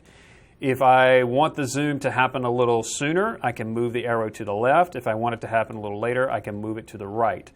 And so now what happens is I get a nice little zoom. So, well, maybe I could fix this. There is a subtract mode. So okay, but I'm going to stay zoomed in because of that little arrow here. So when I get to a point where now I'm ready to zoom out, well, I need to add another one of these animations. So if I come over here, I have the yellow arrow selected right now. I have to deselect that. If I don't, I'm just editing this arrow. Once I deselect this arrow, I can come right back over here to my zoom and pan panel. And down here at the bottom, it's showing me I'm zoomed at 260%. What I want to do is I'm going to click on this little icon, Scale Media to Fit the Entire Canvas. When I click on that, you see I enter a new little arrow here. So now I'm zooming back out. So let's see what we get. All right, so we're zoomed in. Subtract mode. So I could subtract his head from my... And now we zoom back out. Awesome. So zooming into, one, push the user's attention to a particular area, but also give them greater detail. And that's awesome for those little teeny tiny icons in a lot of the software. All right. Now, other things that we have, visual properties. Anytime you're editing one of these zooms, like in this case, I was zoomed into this upper left-hand corner. It doesn't have to be here. It could be anywhere on the screen. And your zoom and pan will control some of that for you, but another way to control that is visual properties panel. So if I choose visual properties, you can see here's the scale, 260, and then right here, here is the position that my camera is on the screen when I'm zoomed in. When I move the playhead out, you'll see those numbers change back. They zero out because now I'm zoomed back out to full screen. So you can use the visual properties panel to manage those zooms, if you will, but you can also use this to add animation to other objects. Let's go back here to the beginning for just a moment. I am going to zoom out, and I'm going to slide my playhead back here to the beginning, all right, back to where my webcam is. And, you know, I introduce the topic here. Hello, and welcome. In this tutorial, I'm going to show you how to... But I never actually introduce myself, and that might be a good thing to do. Maybe something like a lower third. Well, how would I create something like that? I know how to do that in products like Premiere, and it's very similar here. It's just an overlay. So in this case, the overlay is, guess what? A callout. So I position the playhead where I want to insert this callout, this lower third, and then I'm going to add my callout. Now, what kind of callout? Well, I think, once again, I'll stick with maybe either the simple rectangle or perhaps even the filled rounded rectangle. So it's going to add that. And if I move my playhead just to the right, just a touch, so that I can actually see what's happening, I can actually see the call out pop up here on screen. It remembered all of the settings that I had used before. So I just simply resize the call out. I'm going to resize it like so, and I'm going to reposition it here, and then I'll just edit the text. Okay.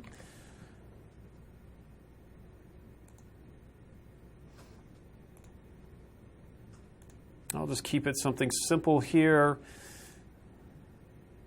There we go.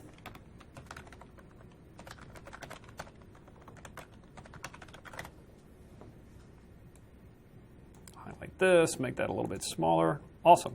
So, you could go on and on and on with this, and I can add my little call out. Now, right now, the call out fades in. Create a transparent image. And then it will eventually fade back out. And that's cool, but wouldn't it be awesome if instead of it just fading in, it could actually just slide into the screen? Wouldn't that be cool? I think it would. So what I'm going to do is I'm going to use my visual properties here to add an animation to this callout. Simply position the playhead where I want it to be, and I'm going to add my animation. Once again, it's going to add one of those little tiny arrowheads. So what does this do? Well, I can have it change the position on screen. Right now, it's capturing its exact location. Where am I right now? I am out here. The call out is extended. So I'm going to push the playhead back. So where does it start? What happens with it here at the beginning of the arrow? Well, here, I want the call out to be off screen. Whoops. So I'll just slide it off screen. And now it should animate in. Awesome. I can extend that animation so it slowly will slide in, and I'm going to pay attention to my vertical. I can see it's moving down a little bit at the same time, so I'm going to pay attention to the y-axis. That's negative 230. When I push the playhead back, it's at negative 210. So let's just reset that to 230, and now we should get a nice smooth transition here. How to create a transparent image. That is, remove a background from an image. Now, this is very commonplace. Very cool. So there you have it. Now, I can do something similar here with, let's say, something like my picture-in-picture here. Let's say I could add it where it scales up and scales down. That would be a visual property that I add to this item. I'm not going to do that here because that to me would look a little bit too hokey for that, and I'm all about not being so hokey with it. So I'll do something different with this one. How about adding a fade in and fade out effect to this? Well, for that, I'm going to use something a little different, and that's going to lead us into transitions.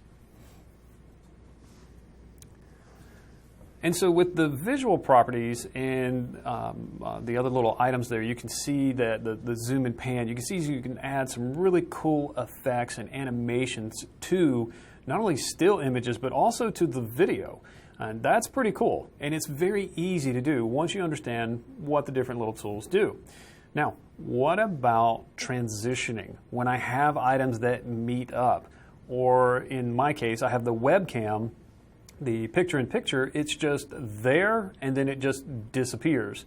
And then when I transition from my countdown into my actual presentation, I want that to be a nice, smooth transition. So let's see what Camtasia has to offer us for transitions. All right, so once again, I'm going to reset this here just a moment, and let's take a look at our transitions. So basically, this is going to allow you to visually move from one object to another, one visual object to another. That could be video to video, video to still, any number of things. But that's how we use them. It's only about the visual, not about the audio. We have a separate type of transition for audios. We saw those, the audio up and audio down. So, some pointers about transitions. Once again, it's kind of like the callouts. There's a lot of different types of transitions. Use them sparingly. Use them where you need them, but use them sparingly. And more to the point, only pick maybe 1 or 2 transitions. Don't use all like 15 or 20 transitions in your video. Try to pick 1 or 2 that work for what you're trying to do. For me, that typically includes if I have a title screen and then I'm transitioning into a topic, I might use 1 transition. When I am finished with that topic and I'm about to transition out to another title screen, I might use a different transition. And so I try to do things like that. I do that with my PowerPoint presentations. I use just 1 or 2 transitions just to kind of get the idea that we're moving from one topic to another. And you can also adjust the timing of these transitions. So they have a default value, but you can always extend or shorten the transition time. So I'm going to jump back over here into Camtasia and let's take a look at some of these transitions. So once again, I'm going to zoom out just so we can kind of see our timeline down here at the bottom. And I have down here on track 2 several visual elements. I've got, well, we start out with a little EduTech bug, then we go into the countdown, then we go directly into the video. And in the video, I have both my webcam and then, of course, the background screen. So I really need some transitions between these because right now they're just jumping from image to image, and that's a little distracting. So right up here in my clip bin area, I have a transitions tab. I'll click on that and you can see the multitude of transitions. I mean, there's a whole pile of them here.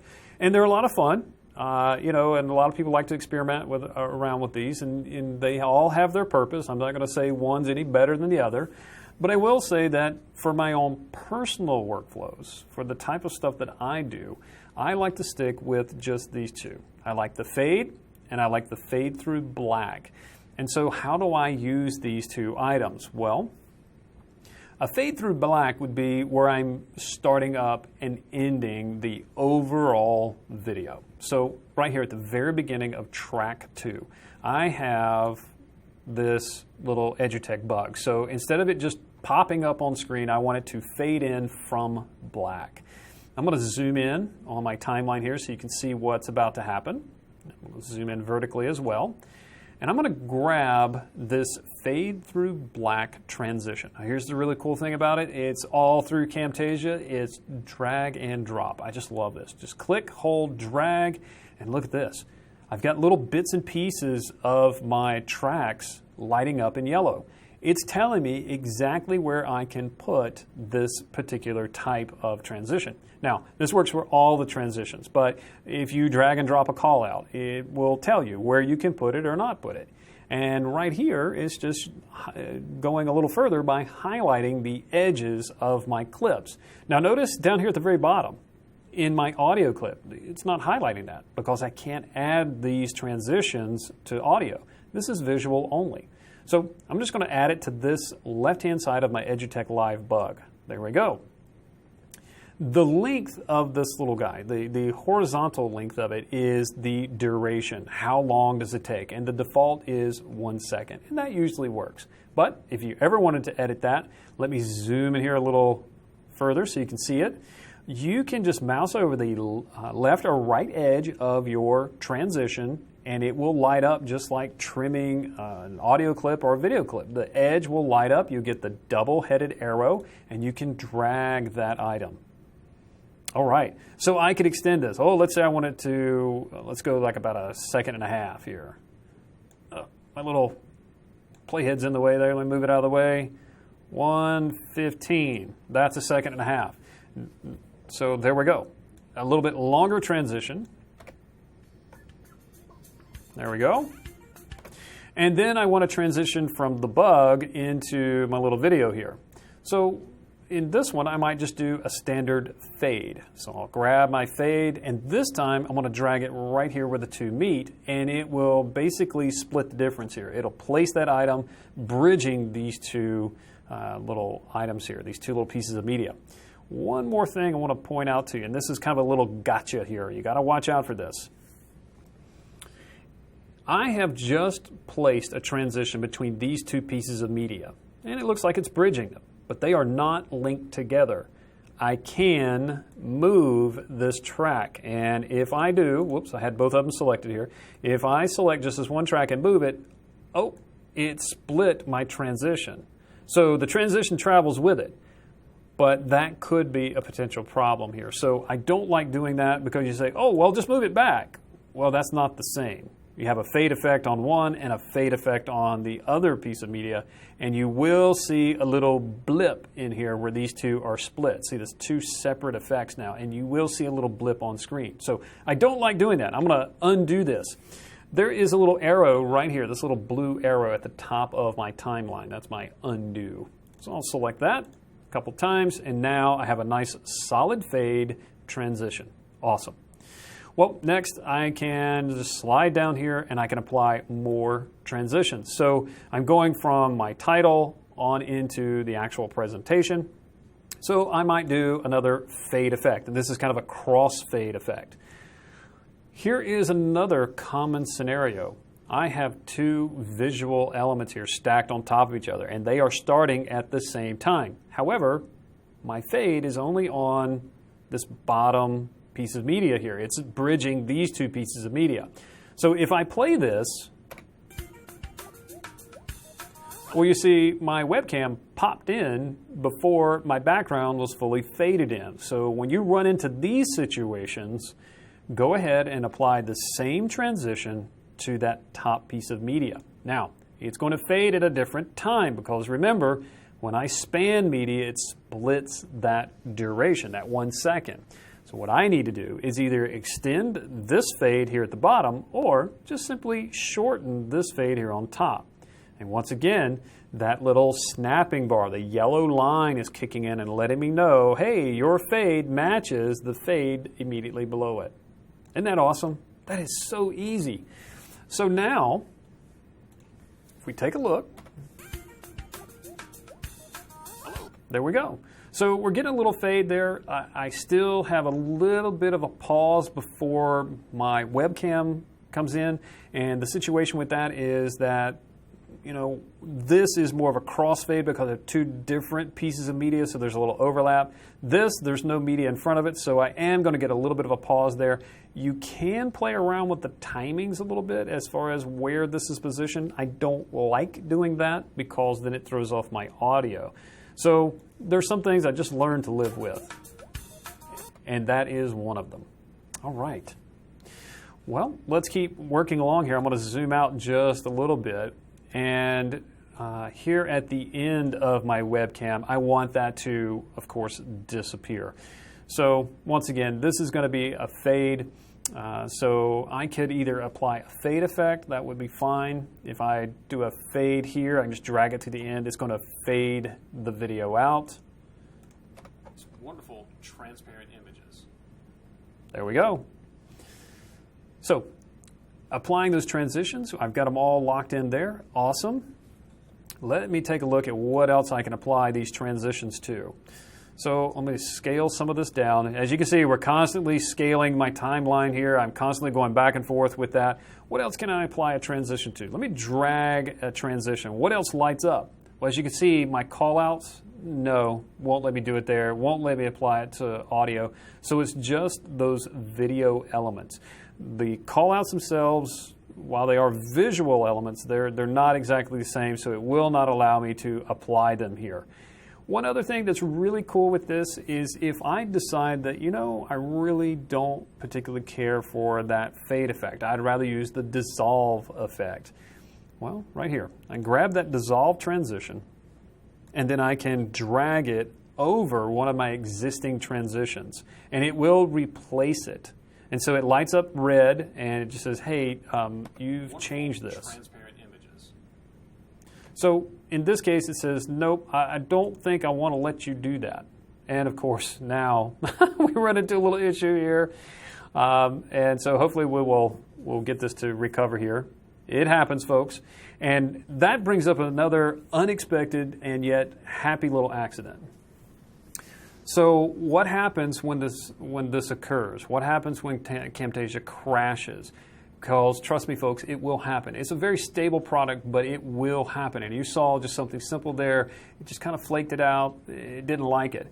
So what happens? Well, this is what Bob Ross used to call happy accidents. If you don't know who Bob Ross is, public television, he was a painter, he was awesome, loved Bob, and he talked about happy accidents. Things happen, and it's just how you deal with them. So how do we deal with this situation? Am I going to get upset, get mad? Nah, I'm going to let Camtasia work it out for me. So let's see what happens.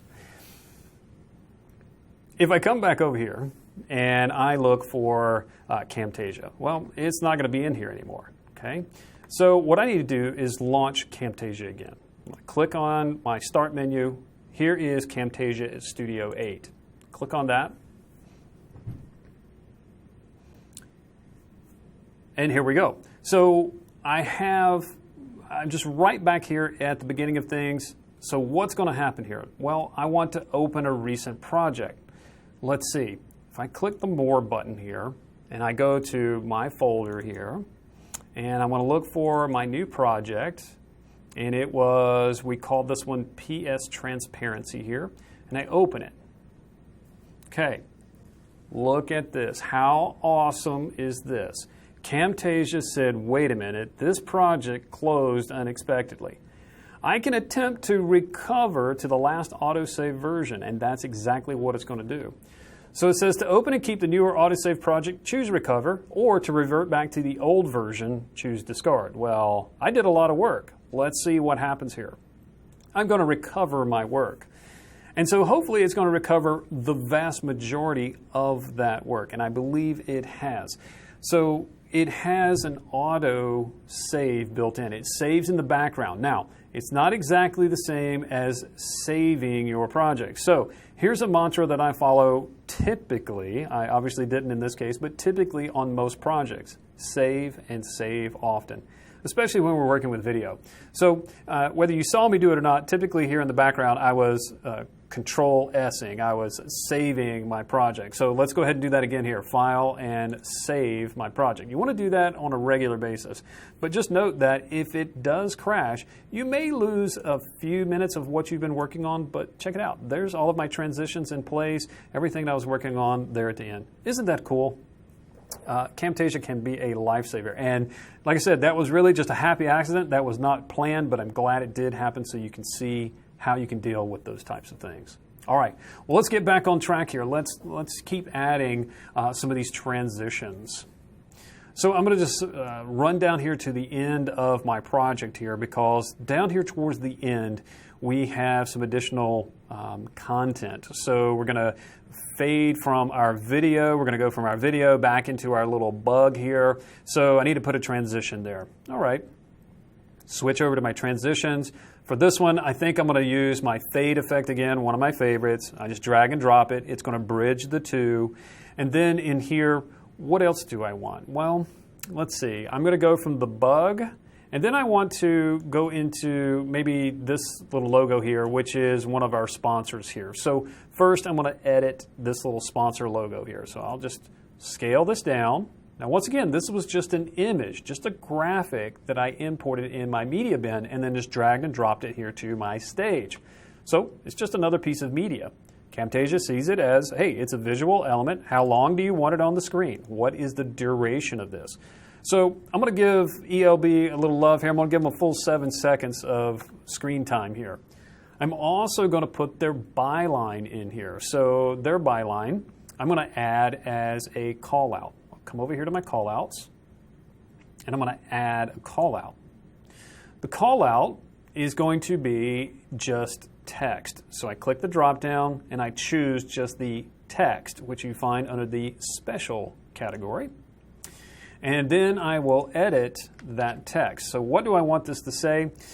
We help you make awesome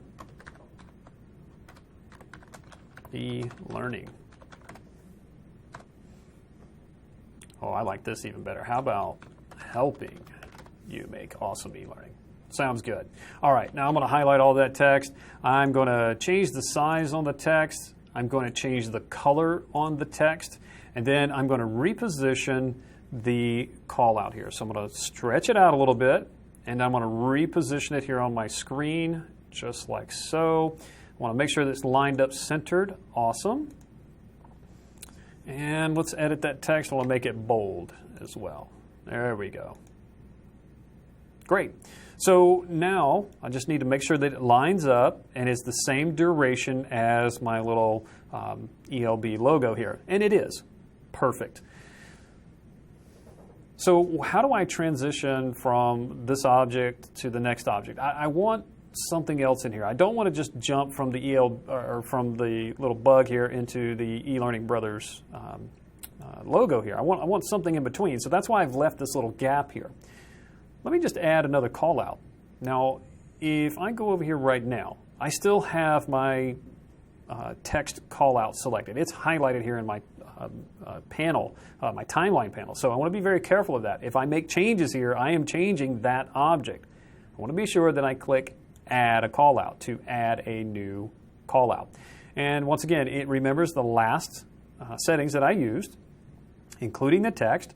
But maybe I don't want that. Maybe I want something different. Maybe I want, I don't know, maybe just a simple rectangle here, okay? And once again, maybe I'll put something in here like what we use. We say sponsored.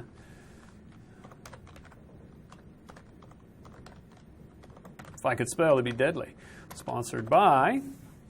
And then I can just format that text, okay? And I can also make this thing larger. I'm just grabbing one of these corner handles and scaling it here in the canvas area. Just make it larger, and then I can drag it and look for the yellow center marks here so it's centered up. Highlight the text again. Maybe I'll make it bold, and let's go with a little bit larger size here. Let's go 28. Looks pretty good. Awesome.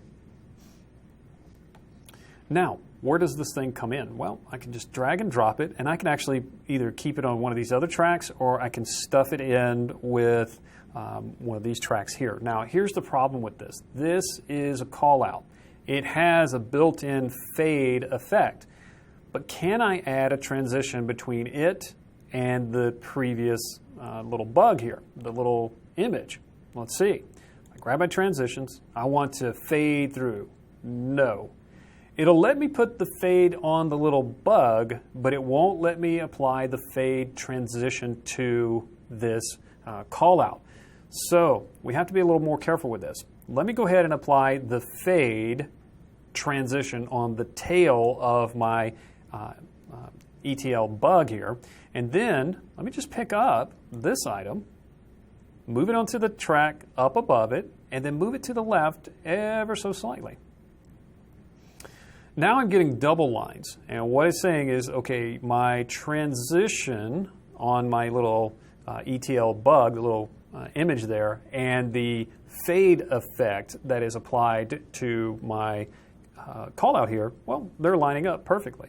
Beautiful. That's exactly what I want. So I'm fading out of the little logo here, and I'm fading in this sponsored by. Let's see what we get.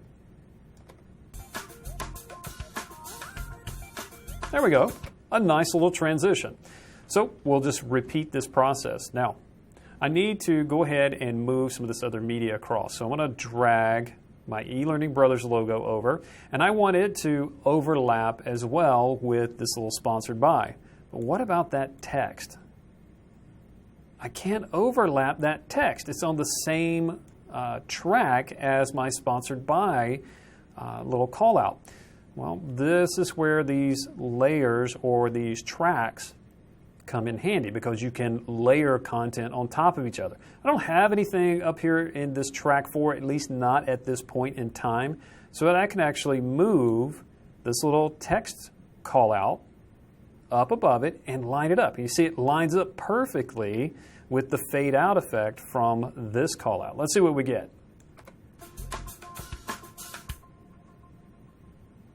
Perfect. Now, the last thing I'll probably do is add a little transition to the eLearning Brothers logo here. So this is a transition. And once again, I can apply this to a static image. Great. And I'll apply it to the tail of that image.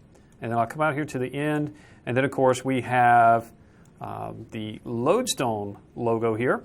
And once again, got to give Lodestone plenty of love here. That's our parent company, so we're going to give them maybe a little more love here. We'll give them about 10 seconds in here. And so it's essentially the same thing. I need to create another little call out here. Well, I have a call out, the sponsored by. It's the right timing. It has the right fade in, fade out. It's exactly the same shape. I just want to change the text inside of it. So what I could do is I can right mouse click on this, copy that call out, then move my playhead down here a little ways and paste. And it's going to paste that call out.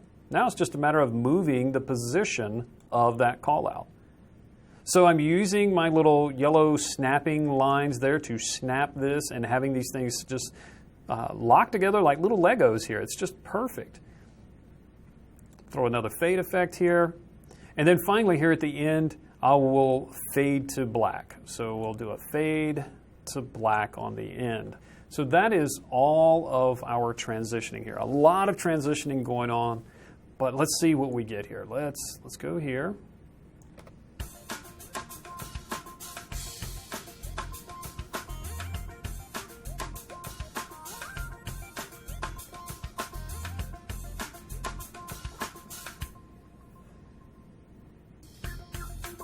Nice fades in between. It seems to be working pretty good.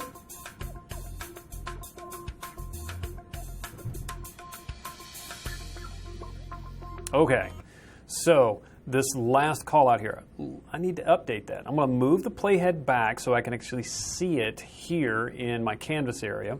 If I double click it, the actual little call out here in the timeline, it will open up the call out panel over here, and then I can just adjust the text. So this is going to be produced by. There we go. And so that is pretty much it. You can copy and paste these. You can also like copy whole groups of elements. Maybe you want to repeat this entire process. I want the bug. I want the two callouts. I want the text callout. I want the logo, and I want this logo. I can take all of those items and I can copy them. I'm going to use my shortcut of Control-C here. Then I can put my playhead further down the timeline here, and I can paste those items. You see it pasted all of them, including the little transitions between them. Isn't that cool? Copy and paste. Now, what if I wanted to use this in another project? Well, there's a little library panel over here. The library comes with plenty of little themes and different little things that you can use. There's music in here. There's all kinds of cool, crazy stuff. And there's little title clips and all this kind of stuff. But you can also add your own content. So let's say this little array of goodies over here that I just copied and pasted. Maybe this is something that I'm going to use again and again. Okay? I'm going to use that same ending transition here. All of these effects. And I could also include the audio as well. But let's say I'm going to use all of these pieces. If I right mouse click on the items that I have selected here, I can add the asset to the library. And what it will do is it will give me a group that I can give it a name.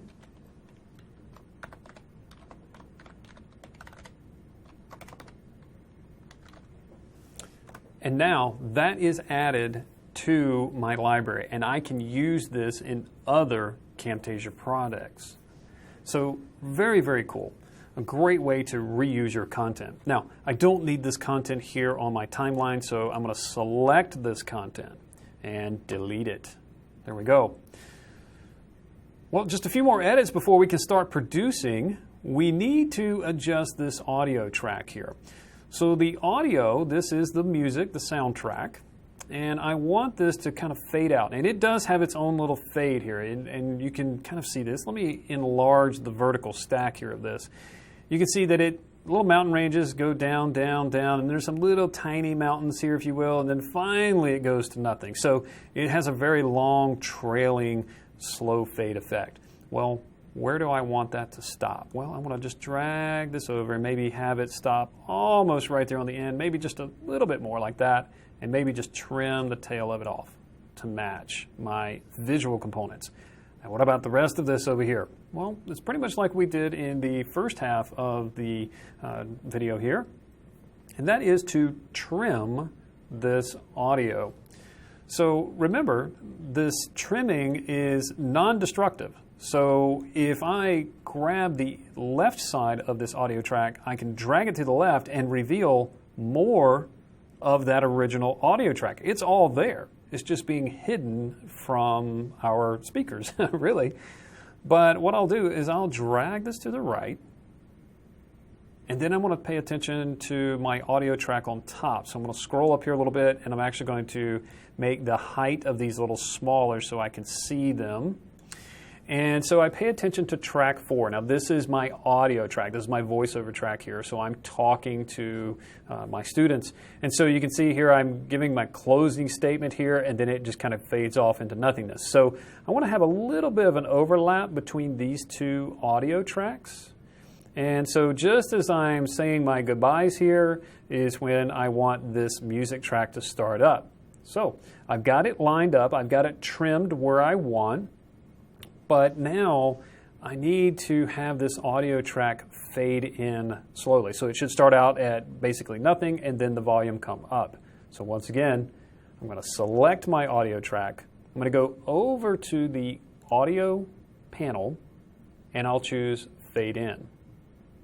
Let's have a listen. I'm just going to place it here on my desktop for ease of use.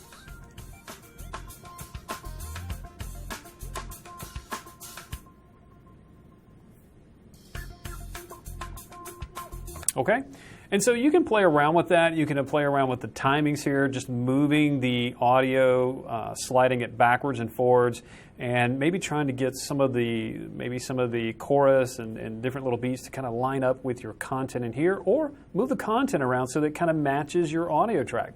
There's plenty of that type of thing that you can do. It's just a matter of dragging the content around. Now, typically, I try to get the visuals to line up with the audio because it's very difficult to extend or change the duration of the audio. It's not to say that it can't be done, but typically you have some side effects. It's usually a little bit easier to move the visuals around. All right.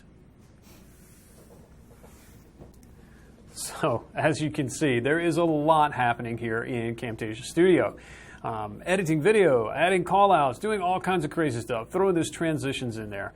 And it is truly amazing what you can get away with here in Camtasia Studio. And the interface is just so easy. Comparing what I have done here to a product like Final Cut Pro or Premiere, night and day difference. I think this product is perhaps much easier to learn and use than those other products.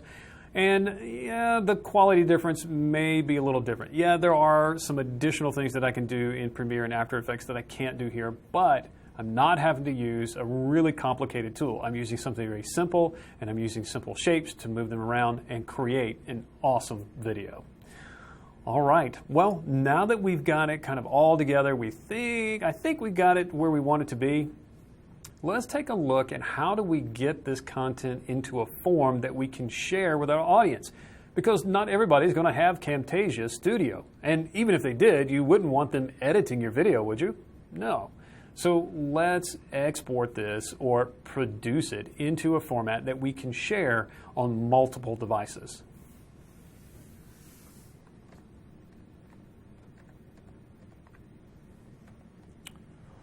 All right, so now we finally get to the end of it here. We're getting into the production phase. All of our edits are done. Everything looks good. We are ready to share our content with the world. So how do we go about this? Well, there's a few things you should consider when you're choosing your output type. So where is the video going to be hosted? Is this going to be on YouTube? Is it going to be an internal server? Is it going to be put on a CD or DVD and packaged with a product? It could be any number of things, but how are you going to deliver your content here to your end user? And then, how will the audience view your content? How are they going to consume it? Doesn't matter how it's hosted, how are they going to consume it? Are they going to look at this on an iPad, on a smartphone, on a computer? How is this going to work? Are they going to pop in a DVD player? What's going to happen here? So all of these things certainly have an impact on how you choose your output type. You can also think about your aspect ratio. Now, aspect ratio is the ratio from the vertical to the horizontal sizing of your video. And this is something you should consider early on in the process. In fact, it's something you should consider before you even start creating your videos. How are these people going to be viewing this? Is it going to be on a standard definition device, like an old CRT monitor? Older computer monitors were more square than they are now. Most of them now are more landscape, more widescreen. That has a direct impact on your aspect ratio. If you have experienced this with television, broadcast television is either broadcast in HD, which is a widescreen typically, or a standard definition, SD, which is what we call a 4:3. So it's more rectangular. That is aspect ratio. And you know the problems as you run into that. You'll get the black bars. And if you'll notice here on my screen, my little slide here has the black bars on the side because it doesn't exactly match my monitor.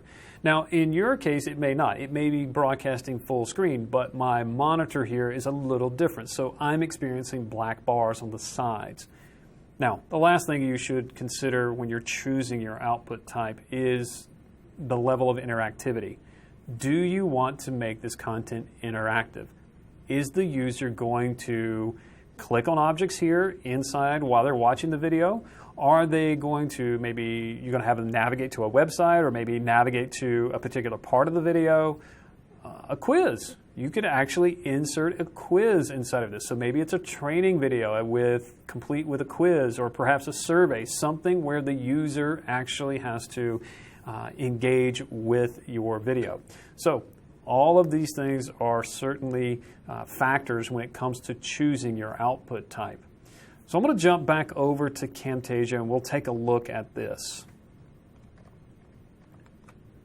All right, so once again, I'm going to save my project here, and now we're going to move into the phase of producing this content. Well, let's think about those questions. Where's it going to be hosted? Well, I'm probably going to host this on an internal server.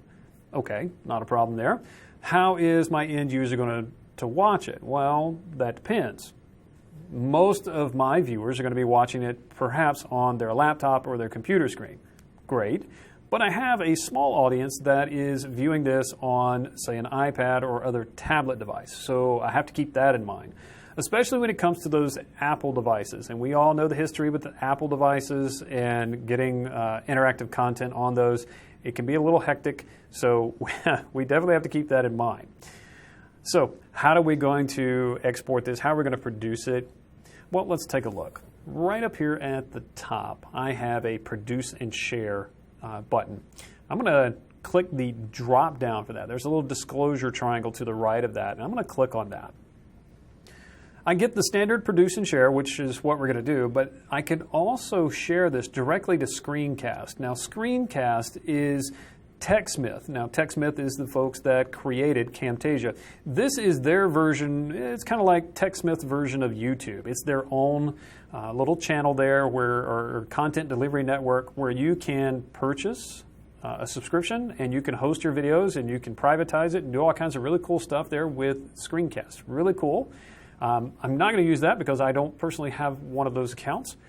I can also share this on Google Drive. Now, if I share it to Google Drive, my end user may not be able to preview it on screen, but this is one way that I can share it or deploy it to, let's say, employees within my company. Maybe I want to share it with a colleague and get their opinion.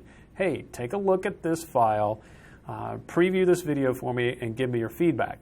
In this case, they would most likely have to download this video from Google Drive and then play it in one of their default media players. And then, of course, you have YouTube. So you can share directly to YouTube. As long as you have a YouTube account, you can push to it. If you choose this option, which I will for this point, it's going to ask for my YouTube login, which is part of the Google. So I can log in here and push directly to YouTube. That is awesome. I'm not going to do that in this case, so I'm going to cancel that. So you can see you have lots of options, but you have even more options. Let me go right back up here. Let me just click on the produce and share. Instead of clicking the drop down, let me just click the generic produce and share button here. This is going to bring up what we call the production wizard. So then I can choose, okay, how am I going to share this content? I'm going to share it on Screencast, Google Drive, YouTube, or maybe I'm going to use my own internal server for sharing this. So this is where all these other options come into play. Notice that most of these are an MP4 format. They pretty much stick with that. So I have MP4 up to 480, and if I look very carefully at those icons, it looks like that's a smartphone, and that's exactly what it is. It's a smaller screen device. So it's actually going to take this huge video and scale it down to the resolution for those particular devices, in this case 480p. Next up is slightly larger. It's an HD video. This is pretty standard for YouTube. It's 720p. That means it's going to end up being 1280 by 720 is the pixel dimensions. And then another one here that's becoming more popular is the, I guess, the Ultra HD here, if you will. This is even larger. This is full HD here. It's a full 1080p. So you have these basic options, and those just simply give you the movie file. Notice it's a MP4 only. You have another set of these same items, but these, well, they give you a smart player. They actually give you a player window. And the player window gives you a lot more options for interactive elements. So this could be a really useful option for you. Now, if you don't see anything in here that just necessarily suits your needs, then go right here. Custom production settings. And now I'm going to walk through the rest of this wizard using a custom production setting. And I'll get an opportunity to choose various settings here. So I'll choose that and I'll click Next. First, how would you like to produce your video? What format, basically? So the recommended format is this one. It's an MP4 because it can play in both a Flash player and HTML5.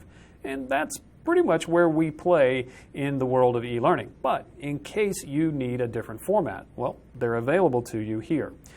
I have Windows Media Video. I have QuickTime Movies for my Apple users. I have AVI and M4V.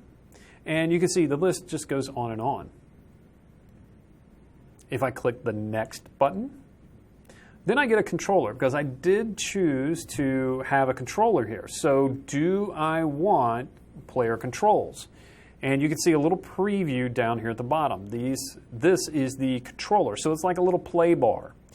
Well, I have a controller theme as well.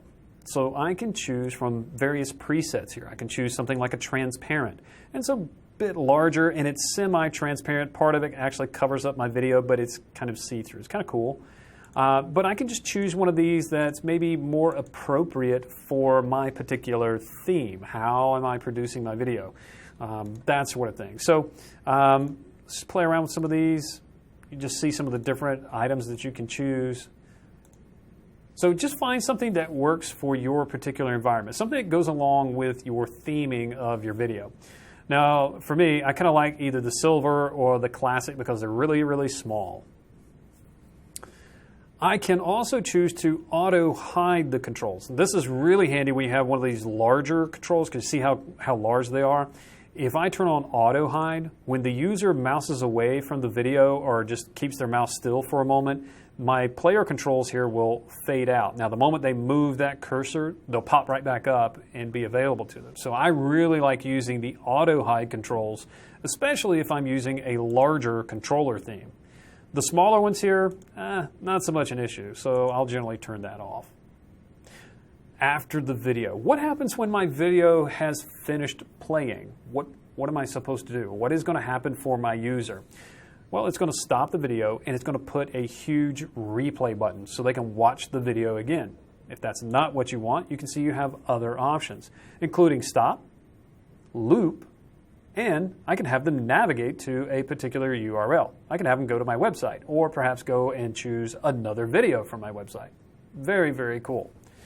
Well, for my purposes here, the stop with replay will be just fine. Lastly, I can choose to pause my video at start. So when the video loads, does it automatically play or does it wait for user interaction? And if I'm pausing it at start, then I can choose a start thumbnail.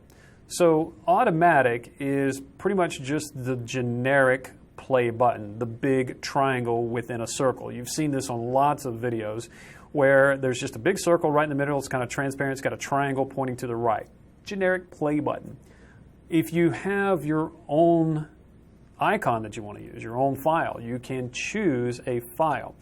And you can just browse for that. And you can see the image file types that it's looking for. I would recommend a PNG because of the transparency option there. But you can choose a JPEG as well. All right, I'm going to cancel that, and I'm going to put this back to automatic. So it'll just give me the generic big play button. Next, I have a sizing. So I can control the size of my video. So you can see here the overall video size, and then here's my embed size. Okay. I'm going to leave these at their defaults.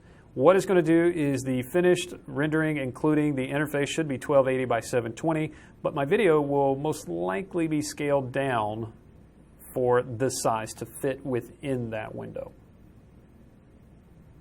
Next, I have video settings. And generally, I leave this alone. About the only time I ever come in here and mess with the video settings is right here to the right. If I encode or produce this video and then I look at the file size of that video and I say, whoa, that is like a 2 gigabyte file. Well, that's a lot of data to be transferring over the internet. So here is where you're hosting the video comes into play. If I'm hosting this on a server, I don't want those huge file sizes. It's not good for me and my server, and it's certainly not good for my audience because they're going to get those lag times. So if I produce this video just using the normal settings and I see, whoa, that video is way too high, this is the one option that I perhaps would change. I would come in here and drag the slider to the left to make a smaller file. Now, if I produce the video and the quality is not so great, then I can take this slider and move it to the right for our higher quality. Just remember, the higher the quality, the larger the file size. So you have to play a nice balance between quality versus file size. Now I'm going to set this back to its starting point there of 50%. So a nice balance between size and quality. And we'll see what the results are. The rest of these options I pretty much just leave as they are. Finally, we'll go over here to the audio settings. In here, pretty much the same thing. I do want to encode the audio. And what is my bit rate? The higher the bit rate, the higher the quality of the sound, but once again, the larger the file size. Is there an appropriate bit rate? Well, that depends. For me, I find the magic number is between the 96 kilobits per second and around the about 128. It's a small range there, but that seems to work. Gives me a nice, decent quality audio, but it doesn't, bloat my file size too much. So I'll stick with the 128 here, and that should be just fine. Then we have the final tab of options. And in this case, I don't have any options. These are all of the other interactive elements. And this is something I'll cover in another video. Maybe interactivity with Camtasia, because you can see we can add an interactive table of contents. We can make our videos searchable. We can add true captions, like closed captioning type of thing. And we can also add quizzing. So these items I add not here, but actually in the Camtasia Studio, the editor window, and then up here I can make them available or just turn them off if I need to. So these are my options here. Now, one really cool thing that I can do is there is a preview button down here, so I can preview like about 15 seconds of my video with these settings. And that's kind of cool. It's a great way to test your settings before you take the time to render this entire video. Well, I'm going to click Next, and then I have a few more options here. I have video information. This is all my metadata about my video. Good idea to fill out as much of this as possible. If you use an LMS, one possible option is to report back to the LMS so we can produce a packaged e-learning lesson using the SCORM settings here. So we can set that up. There's options for that to toggle and set that up for your particular LMS. And there you have it. Now, once again, a little bit deeper than what I can get into in this particular video. So I'm just going to turn that off. I can also watermark my video here. So if I want to include my company logo, say in the lower left-hand corner or right-hand corner, I can certainly watermark my video. I can turn that on, click Options, and it'll show me where it's going to place this. I can choose positions down here. In the lower left-hand corner, there's this little grid of 9 squares, so I can choose where I want to position it. I can choose an image, any number of things. I am not going to use that here. But if you did want to do this, you just point to your, let's say I wanted to point to, let's say my media. I had the little EduTech Live bug here. I could put that in there, and you can see over here in the little preview, there's my little EduTech Live bug previewing right here on the screen. I can adjust its opacity, its scaling, its position. Not only left or lower right corner, but how far off the right bottom corner is it? I can position it. So all kinds of really cool stuff here for branding or watermarking your video. I don't want that, so I'm going to uncheck that in this case. Alrighty. Now, the last thing I have here is a little HTML option. Not too many options here, but if I click on it, what is the title? When this is displayed in the window, this is the title of that window. So I would choose something like created by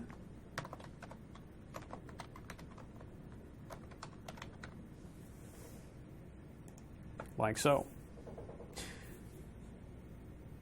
I'll click the next button, and that brings us to the final screen here in the production wizard.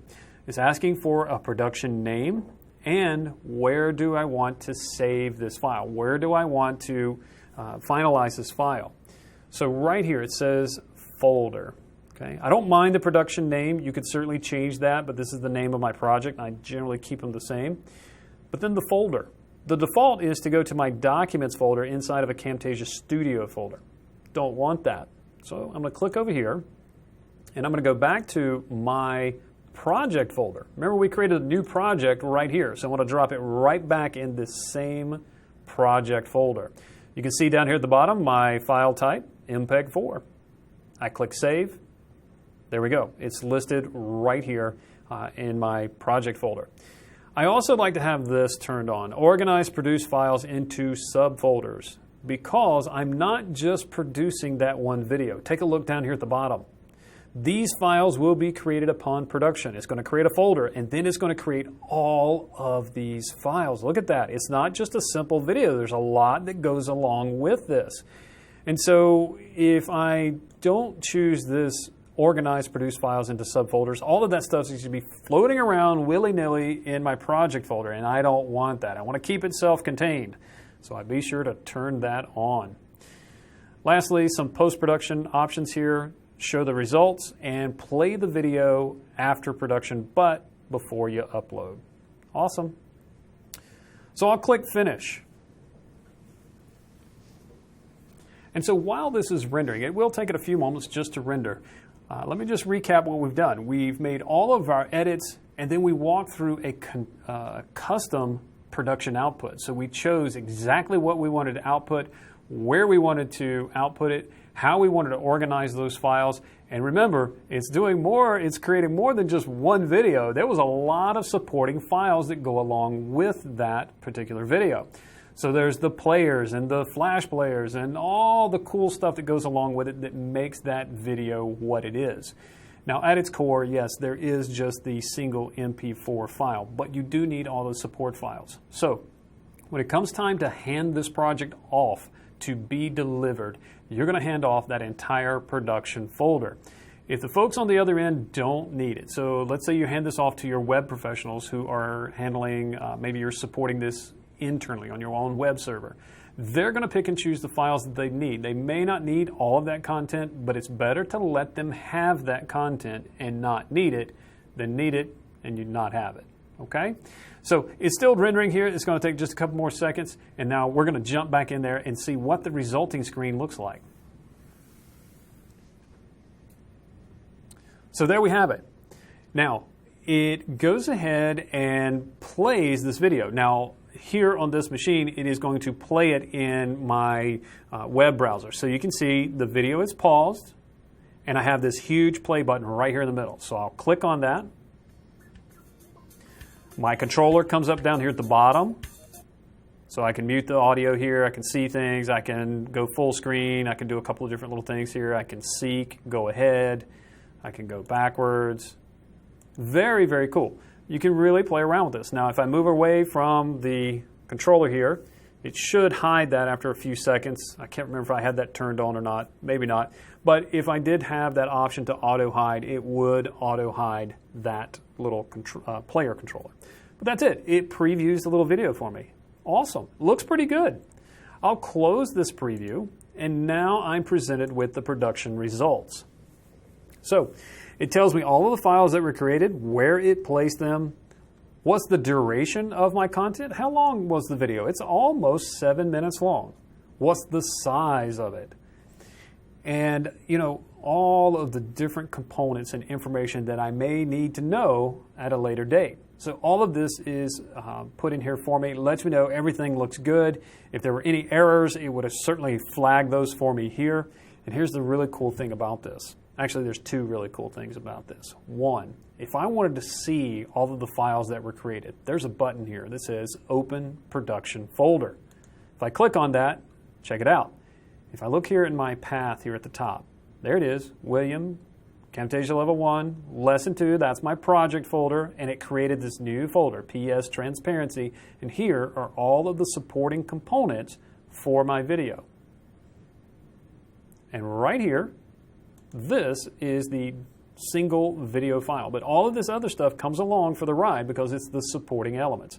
So this entire folder is what you hand off to be delivered, however it's going to be delivered. And then the folks that handle that portion of it, or if that's you, you can pick and choose from these components in here as to what you need. Typically, you're going to need the whole box of goodies here, if you will. So very cool. I can see what was produced. And there we have it. I'm going to close this. It's going to take me right back to the production results. Now, I customized all of those settings. Here's another thing that's so cool. Right here, Create Production Preset. So if those settings work for me, that was awesome. That's perfect. I want to produce it exactly the same way every time. I'm going to create a production preset. I'll give it a name, and not that I'm vain, but it's just typically something I can remember.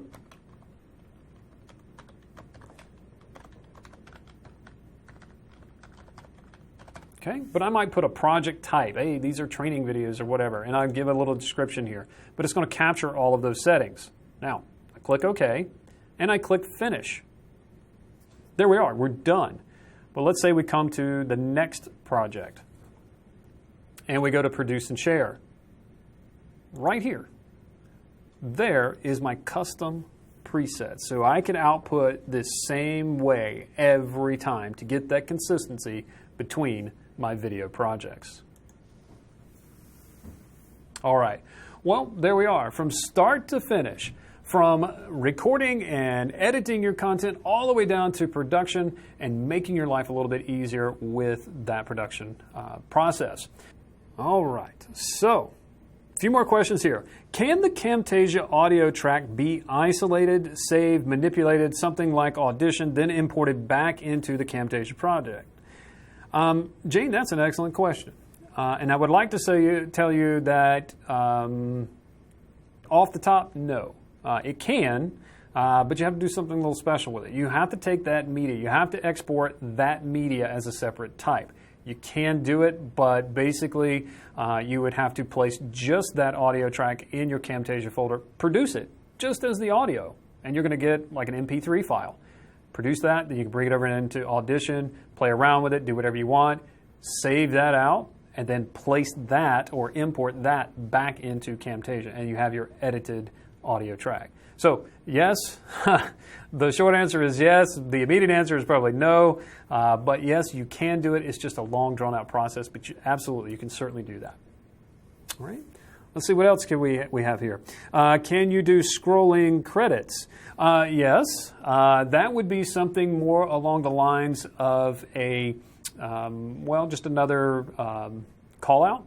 And then you could use the visual properties of that call out to slowly move it up the screen like a scrolling credit. So yes, absolutely, you can do scrolling credits. In fact, if you're like me, and I'm a huge Star Wars nerd, I can actually do the crawling credits from the end of Star Wars. You can do that as well. Done it. It's awesome.